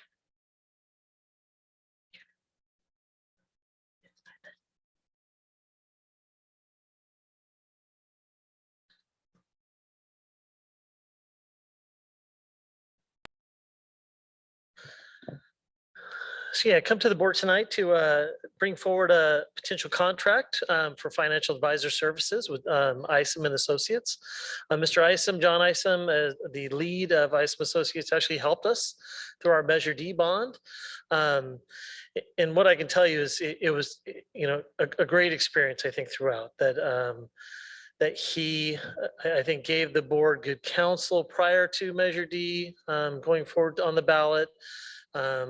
But and I'll talk about a little bit about his services for the board to kind of explain that, but just, the insights. He helped us through the bond passage. We had 3 different bond sales throughout Measure D. And there's a lot that goes into those sales. In particular, the rating system. So going and working with Moody's and Fitch and different groups to make sure that the district has its best rating, because the higher the rating, the less the public, right, our homeowners have to pay back in property taxes on repaying that bond debt. So he really played a critical role in that.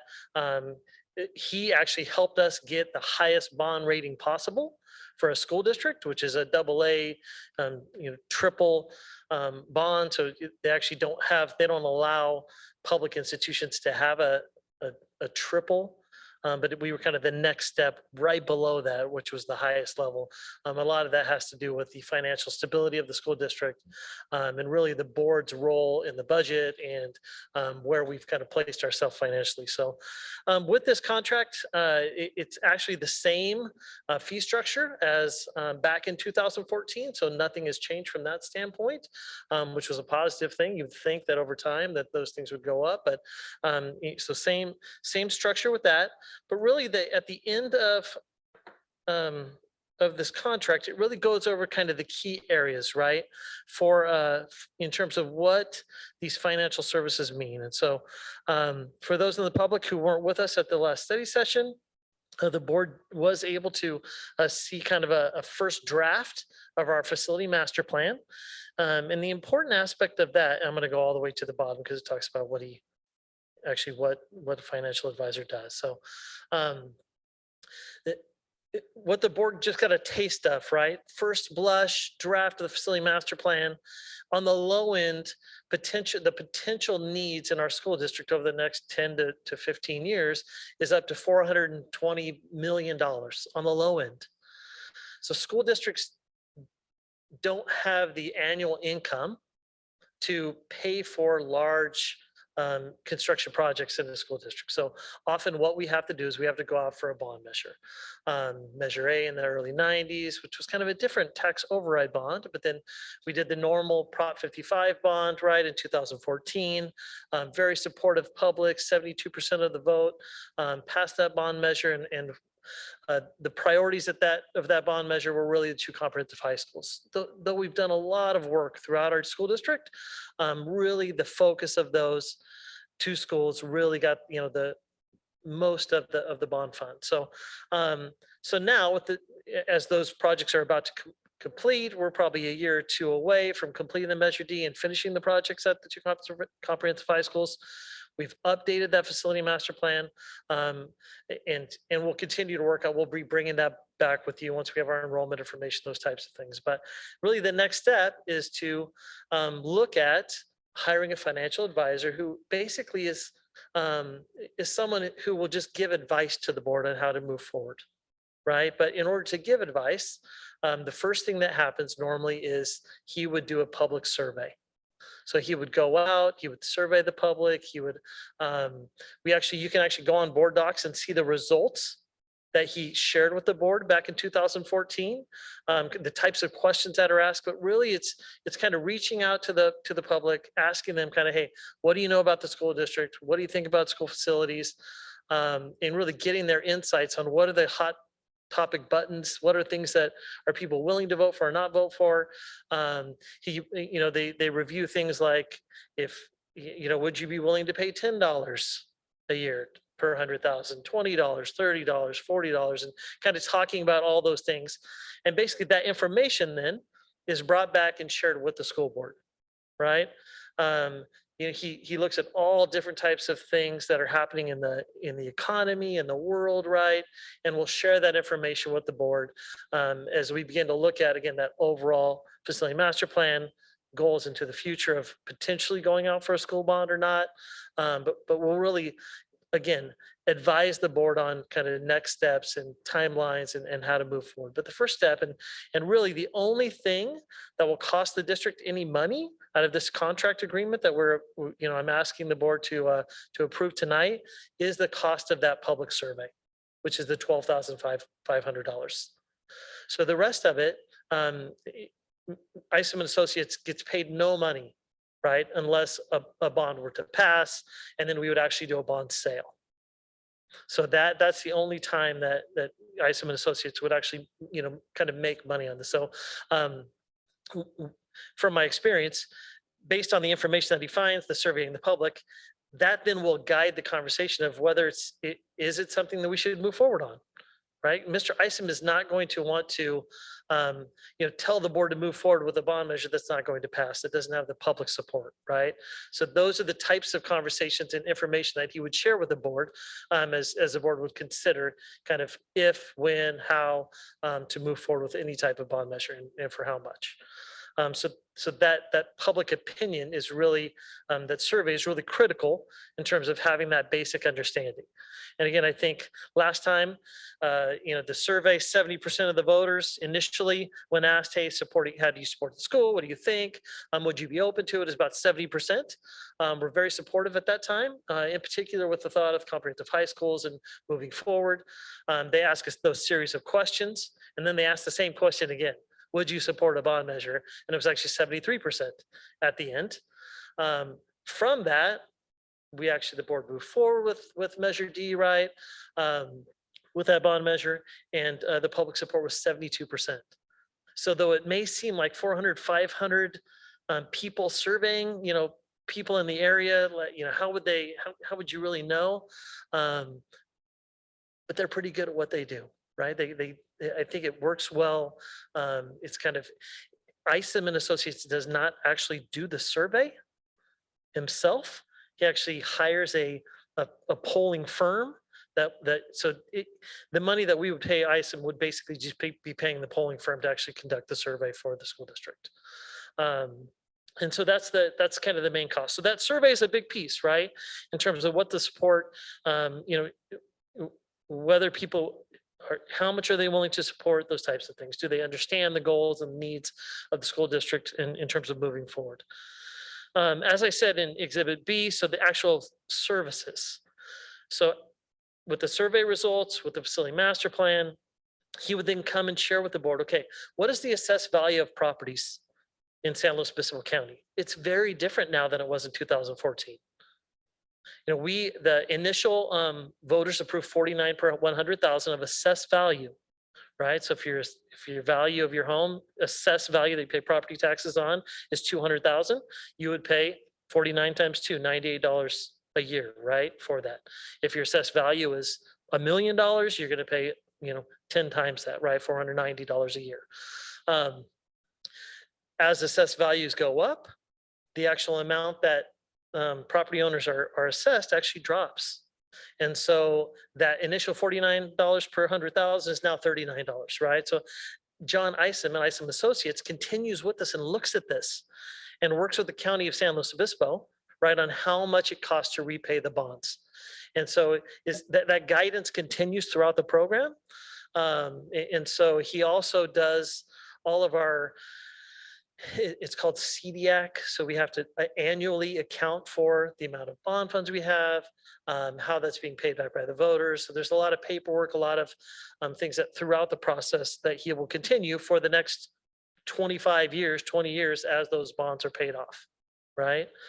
But those services initially what I would say is after the survey is done, he'll look at that assessed value, he'll talk with the board, he'll share the survey results, looking at the facility master plan, the overall needs, and then really let you know kind of his thoughts in terms of moving forward, whether it's now, do we need to do more education with the public? What do we need to do to move on, right? So that he's really just an advisor to the board about those things. And again, he's only paid through the system if we pass a bond, if there's bond sales. So Roger, you have a question? Well, I didn't really have a question. I just wanted to underscore that with the Measure D bond and presumably with any future bonds, it's just really important for people to understand that the fee structure, the amount that people pay is based on assessed value. Yes. That needs to be underscored, and not market value. Yes.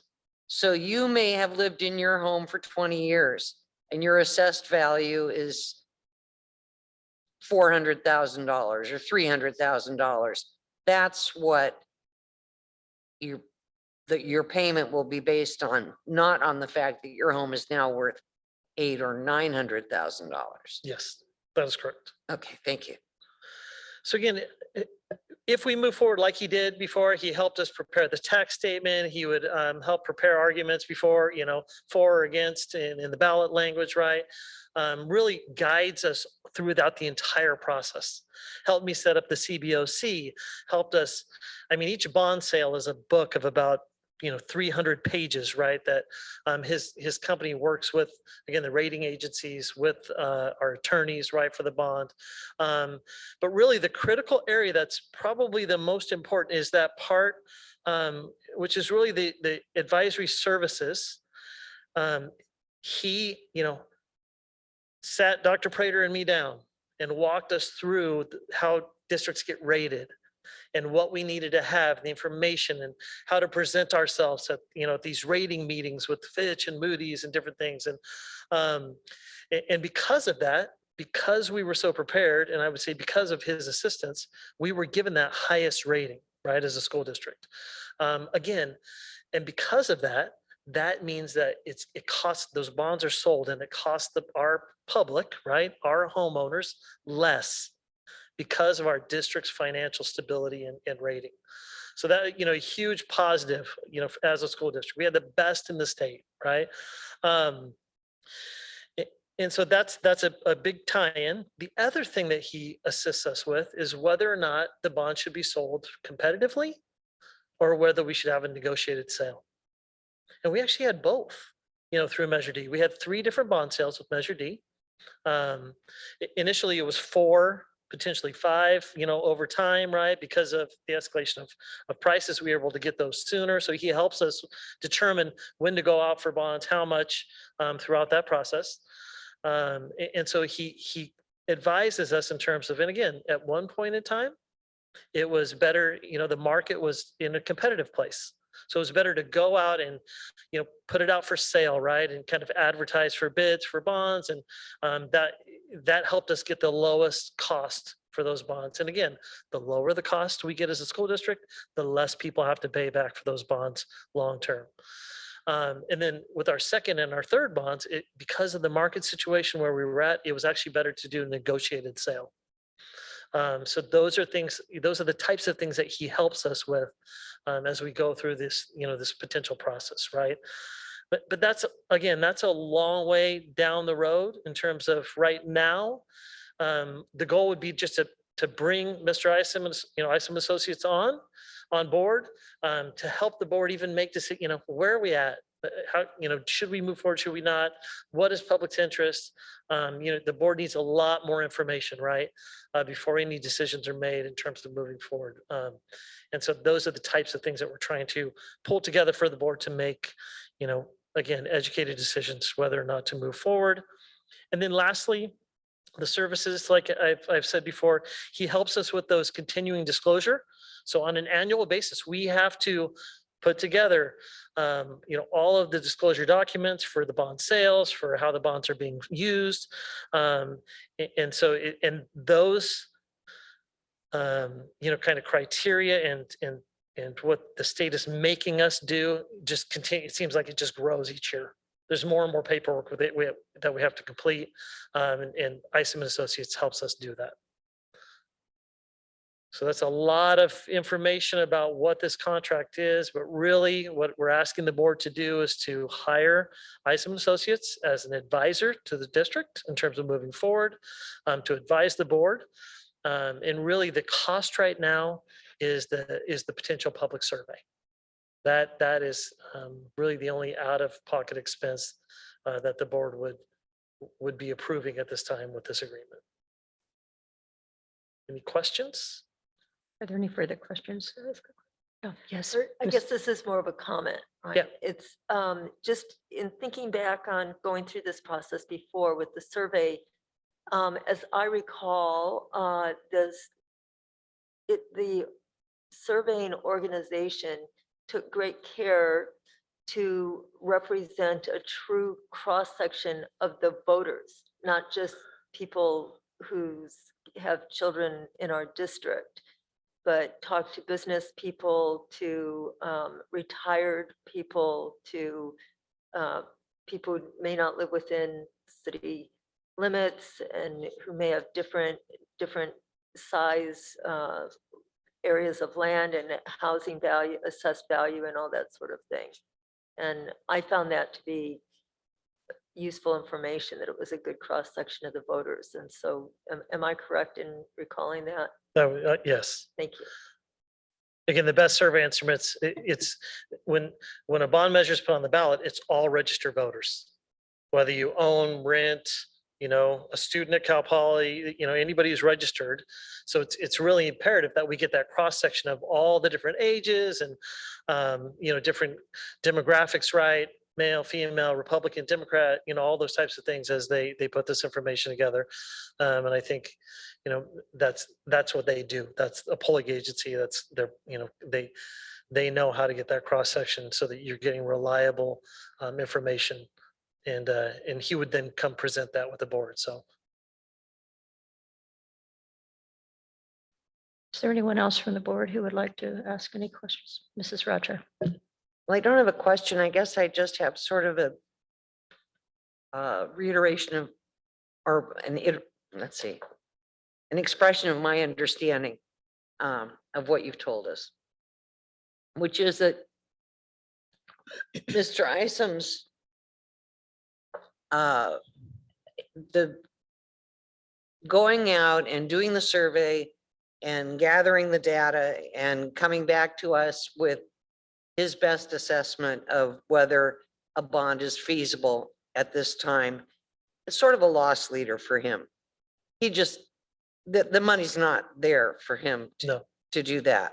That's to give us the data that we need so that we'll know if we want to proceed. yes, So his money is made downstream with the bond sales. That's when he makes his money. But then I'm wondering, as he continues to assist after those bond sales assist you in gathering the information you have to give to the state and what have you, is he paid for those subsequent services? it's actually part of this agreement that's in there. It's pretty nominal overall on an annual basis. Okay, my memory from the last time we did this was that the information that he was able to gather from his survey was really invaluable to us Oh, in absolutely. making our decision. Yes. So to my mind, this would be money well spent, because otherwise we're just completely shooting in the dark. Thank you. Is there anything else that anyone would like to add to that? If not, thank you very much. We're gonna Mr. go to the Pinkerton. public. Oh, and to the public, excuse me. Is there anyone from the public who would like to comment on this item? We see, seeing no one. Thank you. Thank you very much, Mr. Pinkerton. Oh, excuse me, Mr. Buckman does have a statement. I'm sorry, I'd like to move approval of the contract. Yes, we are going to, would you like to, Yes, I'd like to Okay, move. okay, please, Let the go contract- for it. Yeah, thanks. Okay, great. Motion by Mr. Buckman and a second by Mrs. Roger. Is this a roll call vote? Yes, we're going to do a roll call vote. So we'll start with Mr. Buckman and Mrs. Roger Yes. and Mrs. Eve Dobler Drew. Sorry, I jumped right over you. Sorry, Evelyn Frame, Mrs. Frame, Yes. and myself, and, oh, sorry, Ellen Sheffer, Mrs. Sheffer, and Catherine Eisendrath Rogers. We are unanimous. Thank you. Thank you. I can't hear you, darling, through your mask. What was that? Okay. So we are. Hello. Good to see you again. You're back. Thank you.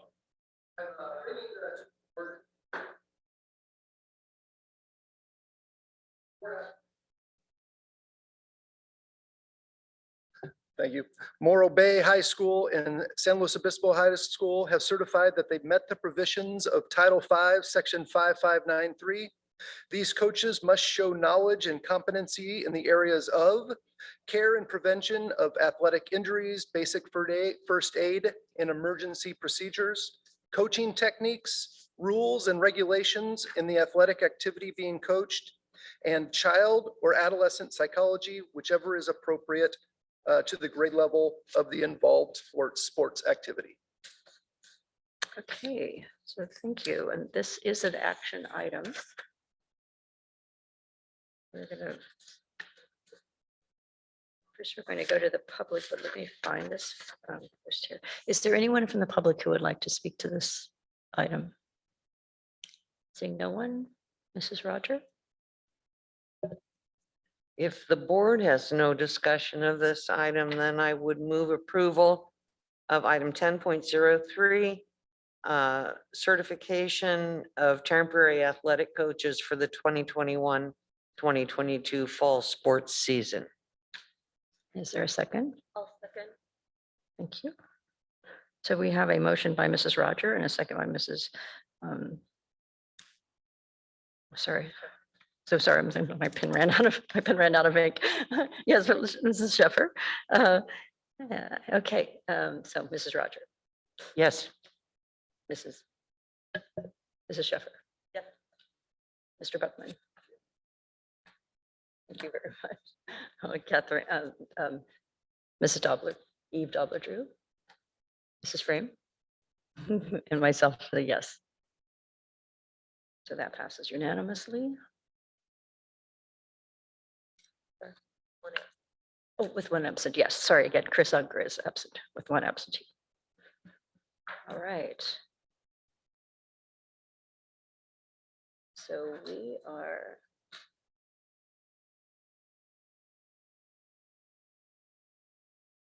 At item number 10.03. Certification. I'm sorry.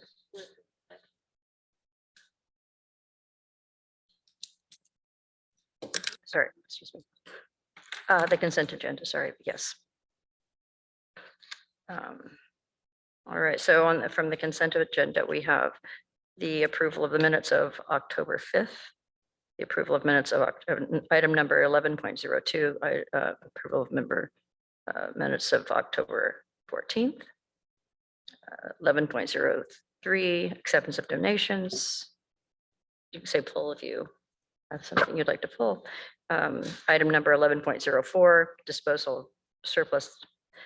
Item number 11.05, approval of furniture and equipment request. 11.06, proposed revisions to board policy 1312.3, uniform complaint procedures, second reading. 11.07, proposed revisions to board policy 5141.31, immunization, second reading. Pull that, please. Okay. Ms. Drew. Item number 11.08, proposed revisions to board policy 5148.3, preschool early education, childhood education, second reading. 11.09, proposed revisions to board policy 6146.2, certificate of proficiency, high school equivalency, second reading. 11.10, delete board policy 6157, distance learning. If you pull second that reading. one too. Yes. Okay. We have then, so we can vote on the other items and then we can come back and address those if you would like. So we have items number, would you like to make that motion, Sure. Ms. Sheffer? I would move for approval of items 11.01, 11.02, 11.03, 11.04, 11.05, 11.06, 11.08, and 11.09. I'll second that. And there's a second. Okay, there's a motion by Ms. Raise our hands. Why don't we just raise our hands? Was that the statement? Sorry, I asked about, it was about the distance learning. I asked, I can't see an option to raise my hand because I was refused distance learning from San Luis Obispo. I'm sorry, but this, You need to wait until you're. if you could just hold on for just a few minutes, okay? Thank you.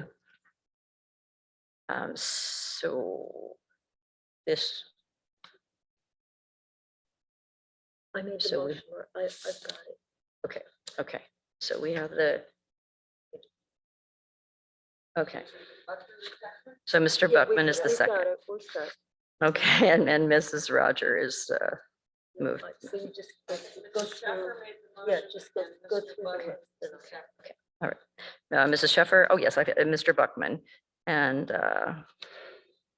okay, so we have a motion by Mrs. Sheffer and Mr. Buck, and then seconded by Mr. Buckman. All in favor? You need to do. Oh, we need a roll call vote. So there you go, Mrs. Dobler-Drew, Yes. Mrs. Frame, Mr. Roger, myself, Mrs. Sheffer, Yes. Mr. Buckman. That is a unanimous vote, except for Chris Unger, yes, it's like -1. Okay. Then we have to- We're going to, so we're going to go back to the public on this, if we wish. No. Okay. Okay. Hang on. So we- Okay. 11. Yes, okay, except for, yes, we did pull for item number 11.07, which, yes. So he- And okay. also item 10, 11.10. 11.10. Yes, we, so we, So we pulled those. Yes, we pulled those two. So right now, we're doing an approval of the minutes minus those two of 11.07 and 11.10. And he pulled that, yes. So now I speak, correct? Okay. I have a difficulty with these two right now in light of the new mandate for the COVID vaccine to be included as a regular schedule with what normally have been childhood diseases.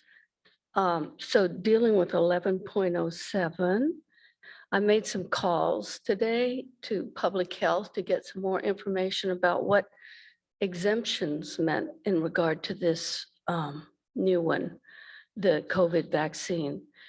And really, nobody knows yet because it has to go through the the FDA approval of the vaccine for the different age groups, and then also the legislature.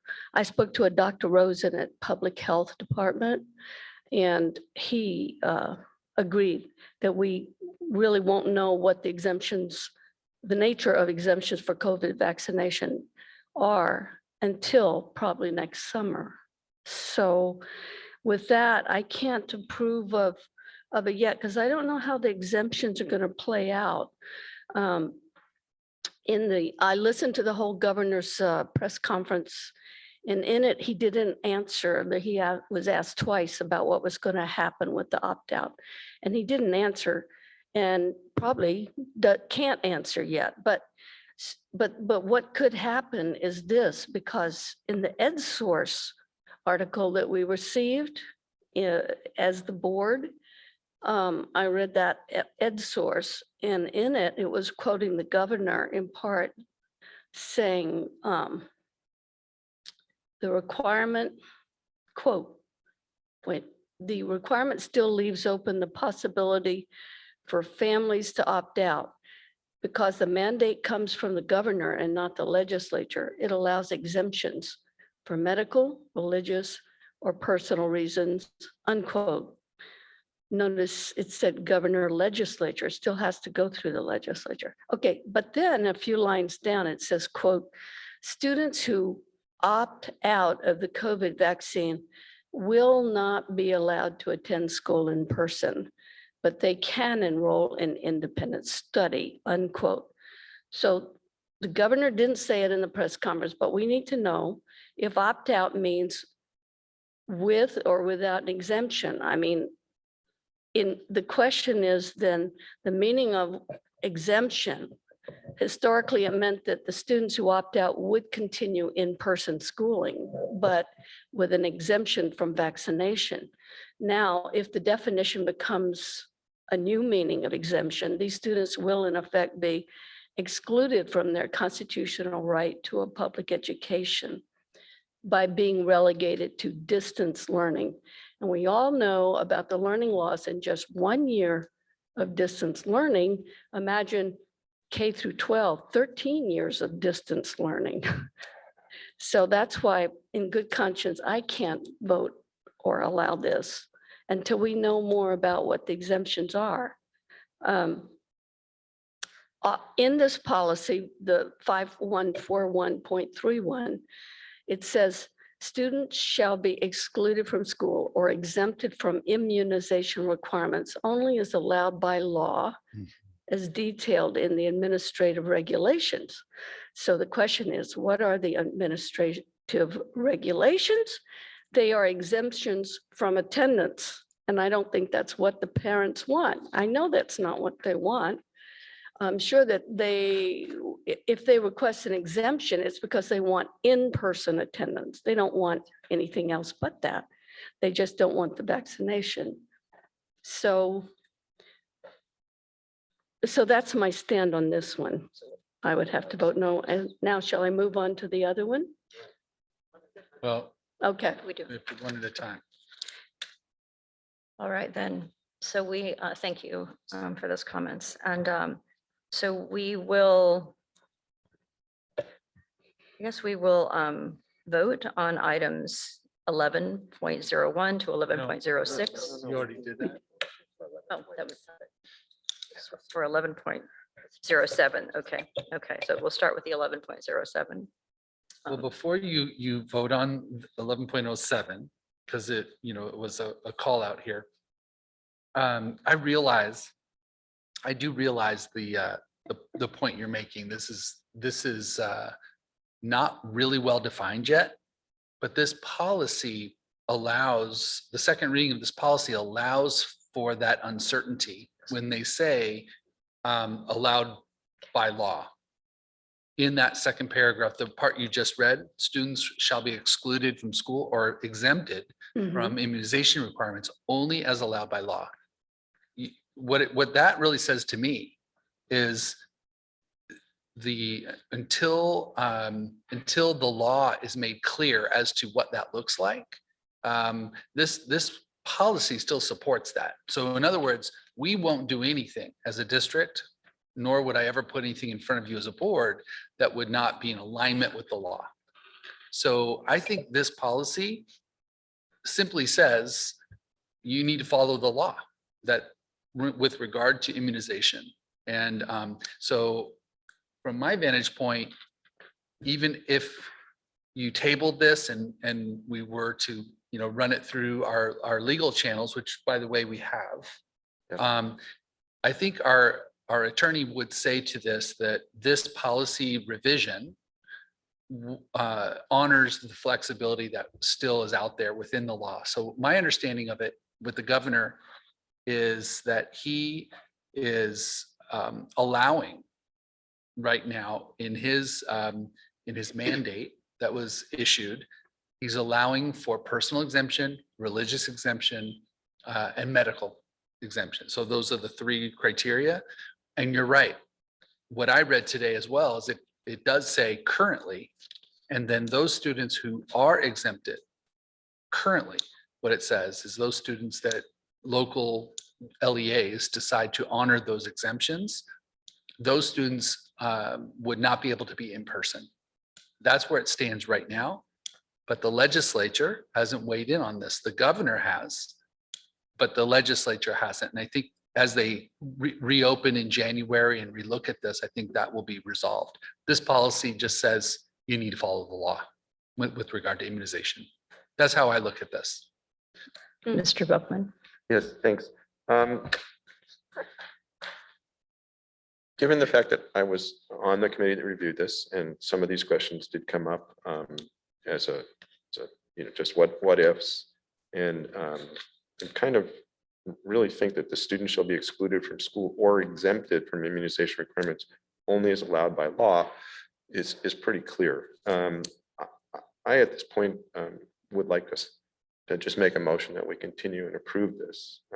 I don't see any reason not to bring this up for a vote.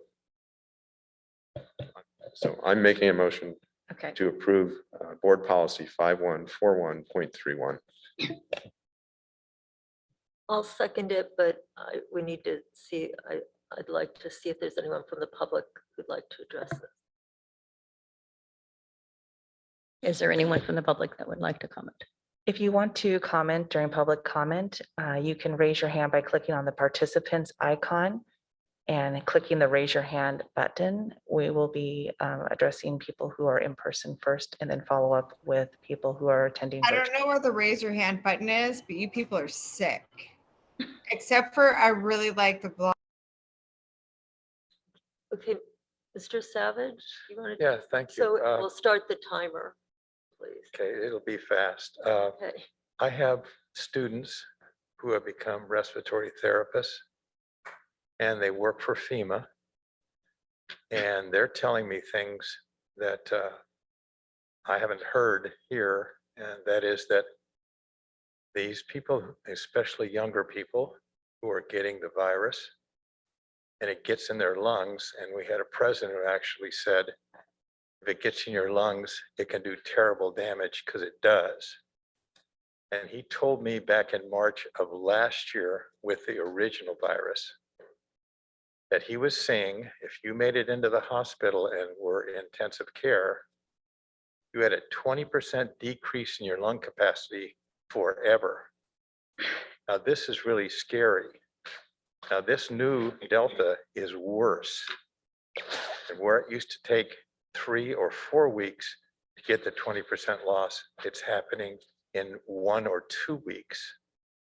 That means that some of these people are getting damaged so badly that you're talking, there was a doctor in the Midwest who said he had 3 people that were under 30. And those people, he had one of them, they put in the lung transplant list that was in for 2 weeks into the intensive care. So this thing is not a joke. And I don't know where people are getting this misinformation, but it's misinformation because I'm talking to the people on the front lines that were my ex-students. This is very dangerous. So if we follow what the state is trying to do, I think we could get this under control. Otherwise, I think it's going to get scary. Thank you. Thank you. Is there anyone else from the public that would like to speak to this item?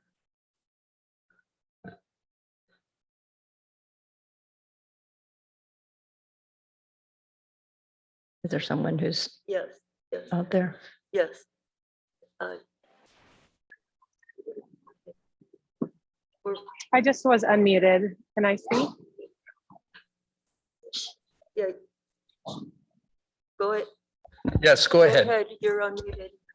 Okay, while I do understand that there are people that have been very affected by COVID, the percentages were actually 85% and over that had comorbidities like obesity and that were immunocompromised. Those people, yes, they have had long-term effects in their lungs. We're talking about 18 and younger. I don't know any children that have been hospitalized and have had long-term side effects from COVID. My daughter had COVID. We didn't even know she had it at first. And the stomach flu is much worse. She now has the antibodies. So where is the science based off of having the antibodies that she would not have to receive a shot and could be exempt from that? There are multiple questions that are still ongoing, but I don't think that enforcing this onto children is the right thing to do. Parents should have the right to, if their child or if the parent wants their child to have the shot, then they will get that. But it needs to be left up to the parents. A mandate is not a law. So for a governor to mandate this, it is not a law. And the shot should not even be put into the childhood vaccination category because it has never been isolated, taken from the human body. It might have been in a petri dish, but not from the human body. So therefore, there's no dead virus in this shot. It is all based off of a new technology. Thank you. Is there anyone else who's waiting to speak? Okay, great. So Mark, you have already made your motion, okay, and that has been seconded by Ellen. And so we can proceed with a vote from the school board. Will we do this as a roll call? Okay, so Mark Buckman, Mrs. Sheffer? Yes. Mrs. Dalbert-Drew? I'm sorry, didn't catch that. No. Okay. Mrs. Frame? Yes. Mrs. Roger? Yes. And myself as a yes. So we have 5 yays and 1 nay. And one absent. And one absent. And one absent.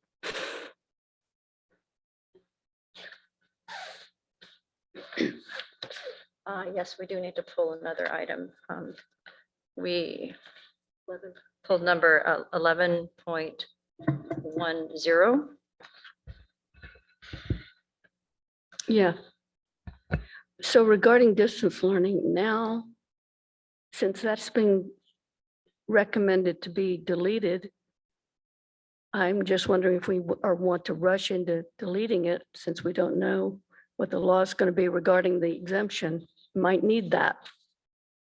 That's all. Yeah, I thank you. Very good question. We're deleting this at the request of the California School Boards I know. Association, and it's because the emergency legislation that temporarily allowed the distance learning has been sunsetted. So that legislation does not allow distance learning. Distance learning shouldn't be confused with synchronous learning. That is part of independent study, right? There's some synchronous time that's required, distance learning a little bit different, and it's just not allowed by law at this point. So if a student were not allowed to attend school, then they would have to transfer to another district the way we have it set up right now. Is that correct? For their distance learning. For their independent study, we do have agreements with some of our neighboring districts, yes. Yes. So I'm just in the hopes of being proactive, trying to bring up possible problems down the road here with people opting out. We do have students who are in independent study in other districts. Those other districts are following the guidelines that are set forth, right, by, I think it was AB 130, and it added synchronous time.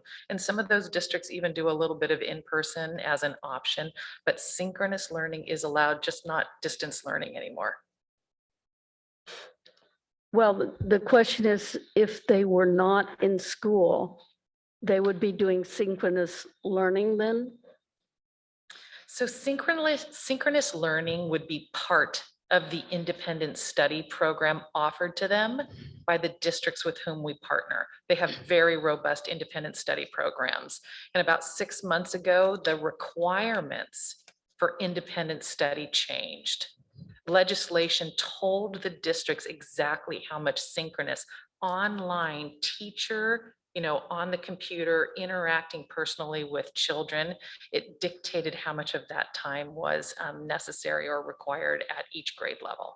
So we do know that the districts that we're partnering with are following that legislation and those requirements. And I would like to add, I really, really appreciate this question. And the reason is it's a little complicated. I appreciate what you're saying. Okay, so let's imagine that a child is exempt from immunization and has to go onto a distance learning platform that we're now calling independent study. The requirements in independent study are so convoluted and difficult. I'm virtually certain that they're going to revisit it this spring as the legislature moves through, because of those very situations you're identifying. When, and probably, I should say, if and probably when the state of California mandates vaccines, my guess is it's probably going to happen in July of 2022. And when and if that happens, we're going to have to really ask the question, what about the kiddos that choose not to get vaccinated?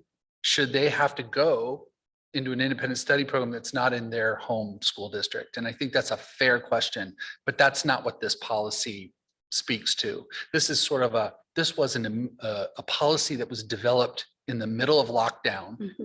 And it allowed through the law for schools to pivot to distance learning completely. So by deleting this, it's by no means ignoring that question that you're really asking.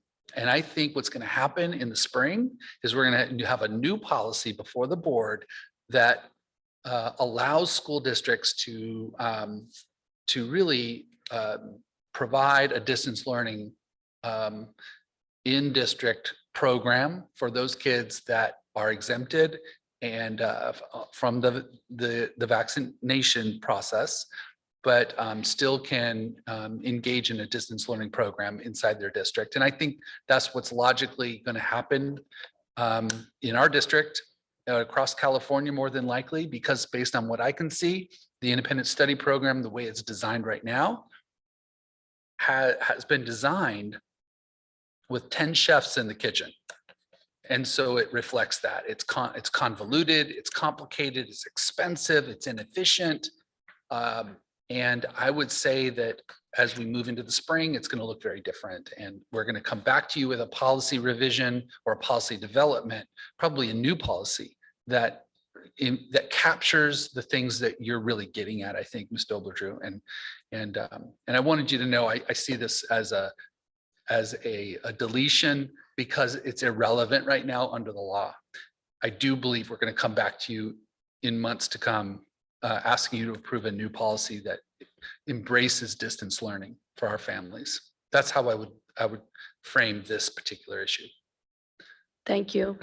I appreciate that explanation, but I also want to point out that I believe that the parents that would like exemptions from vaccinations will prefer to be in school, to have their kids in school. Yeah, and I think you're exactly right. My guess is the law won't allow it, but maybe there might be some revisions to that as well when the legislature gets their arms around it. We'll see. But I accept what you say on that. Is there anyone from the public who would like to comment on this item? 11.10.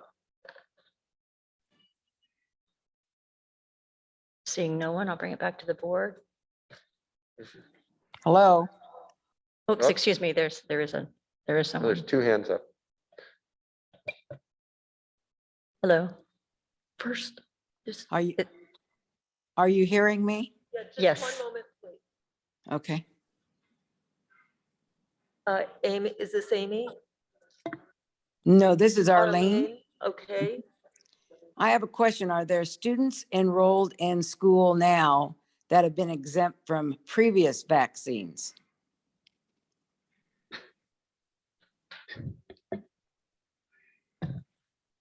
Yes, In we other do have words- a process in place in the district through board policy and admin regs, actually the administrative regulations that support this board policy that we just discussed.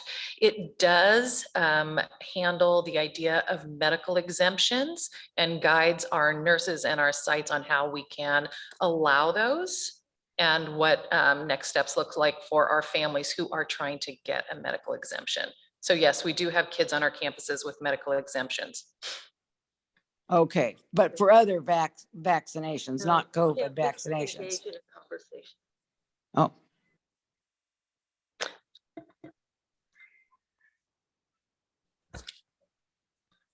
Dr. Prater?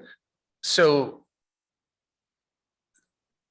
what I would say is we've gone to the public on this particular item. So Ms. Arlene just spoke. We need to go to the next person, but this isn't a back and forth. Okay. So next we have Jen. Amy. Oh, Amy, I have Amy Van Brash is next. Is that correct, Ms. Dawson? Pardon me? Okay, then next we have Jen Griniger. You're starting your 3 minutes. He's muted. You're muted. There you go. You may start. Is this for Jen Griniger? Yes. Okay, thank you. Yeah, what we're really hoping to see from you as a school board is that you would, if you know already that parents would not be in favor of their kids being in distance learning, that you would advocate at the state level as a school board and as a superintendent, that you would make it known that that you support your parents in that decision. And I think it'd be really important for you to do that. You had to have seen district-wide and county-wide yesterday when the amount of parents that pulled their children out of school to give you a message that was very strong and clear, the amount of children that would be pulled out of the district. And I know in your district, you don't have ADA money, but you certainly will have a lot of teachers that lose their job because it just wouldn't be feasible or economically smart for you to have teachers teaching to an empty classroom. So I would start preparing now to communicate with the powers above you that are going to be making that decision that you're not in favor of it. And that's what we as a community want to see you doing. Thank you. Thank you. And if there's no one else from our school district, we would like to move on to a vote from the board on item number 11.10. Oh, yeah. Mark, make Yeah, if I can, again, as a member of the committee, and I've really tried not to do this. Again, as a member of the committee that reviews these pretty carefully, and we send them back quite often for questions, and I have tried not to make motions on board policies because I think it really should come from my fellow board members, but I feel like I have an understanding of this. There is no legal basis for this distance learning policy. However, I truly appreciate Ms. Dobletru's bringing it to our attention and Dr. Prater's comments. And I really do believe that something will be coming from the state. This just isn't going to be it. This went into place last year, almost exactly to this date. It's pretty interesting, October 20th. And it served its purpose. And I think the best thing for us to do is to go ahead and take it down and vote to rescind it, take it off. And then we'll move forward when we get a new policy. So I'd like to move approval of this item, which would be to do away with this board policy. So I'd like to move approval of 11.10, delete board policy 6157. There's been a motion by Mr. Buckman. Is there a second? I'll make a motion to second. Oh, I'm sorry. It's okay. It's contagious. So we have a motion by Mr. Buckman and a I'll second by Mrs. Frame. All right, so we're going to do a roll call vote, starting with Mr. Buckman and Mrs. Frame, Yes. Mrs. Roger, Yes. and myself, yes. And Mrs. Sheffer and Ms. Dobler-Drew, Yes. and it's unanimous.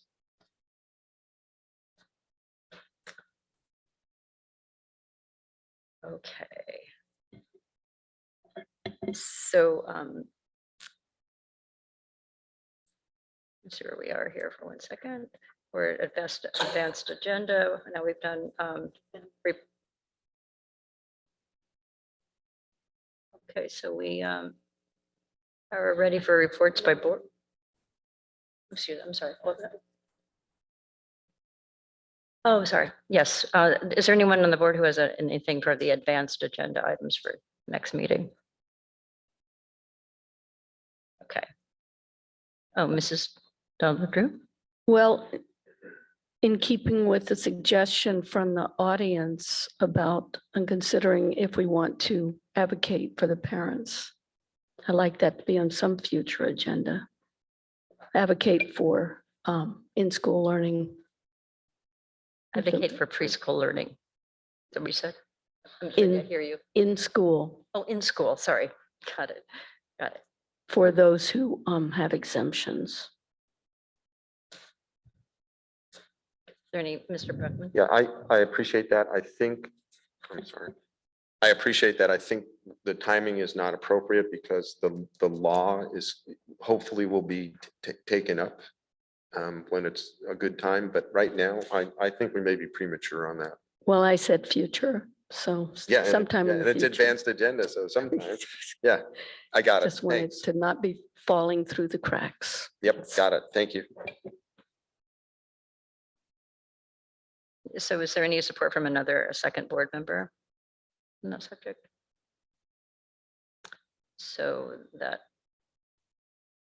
dies.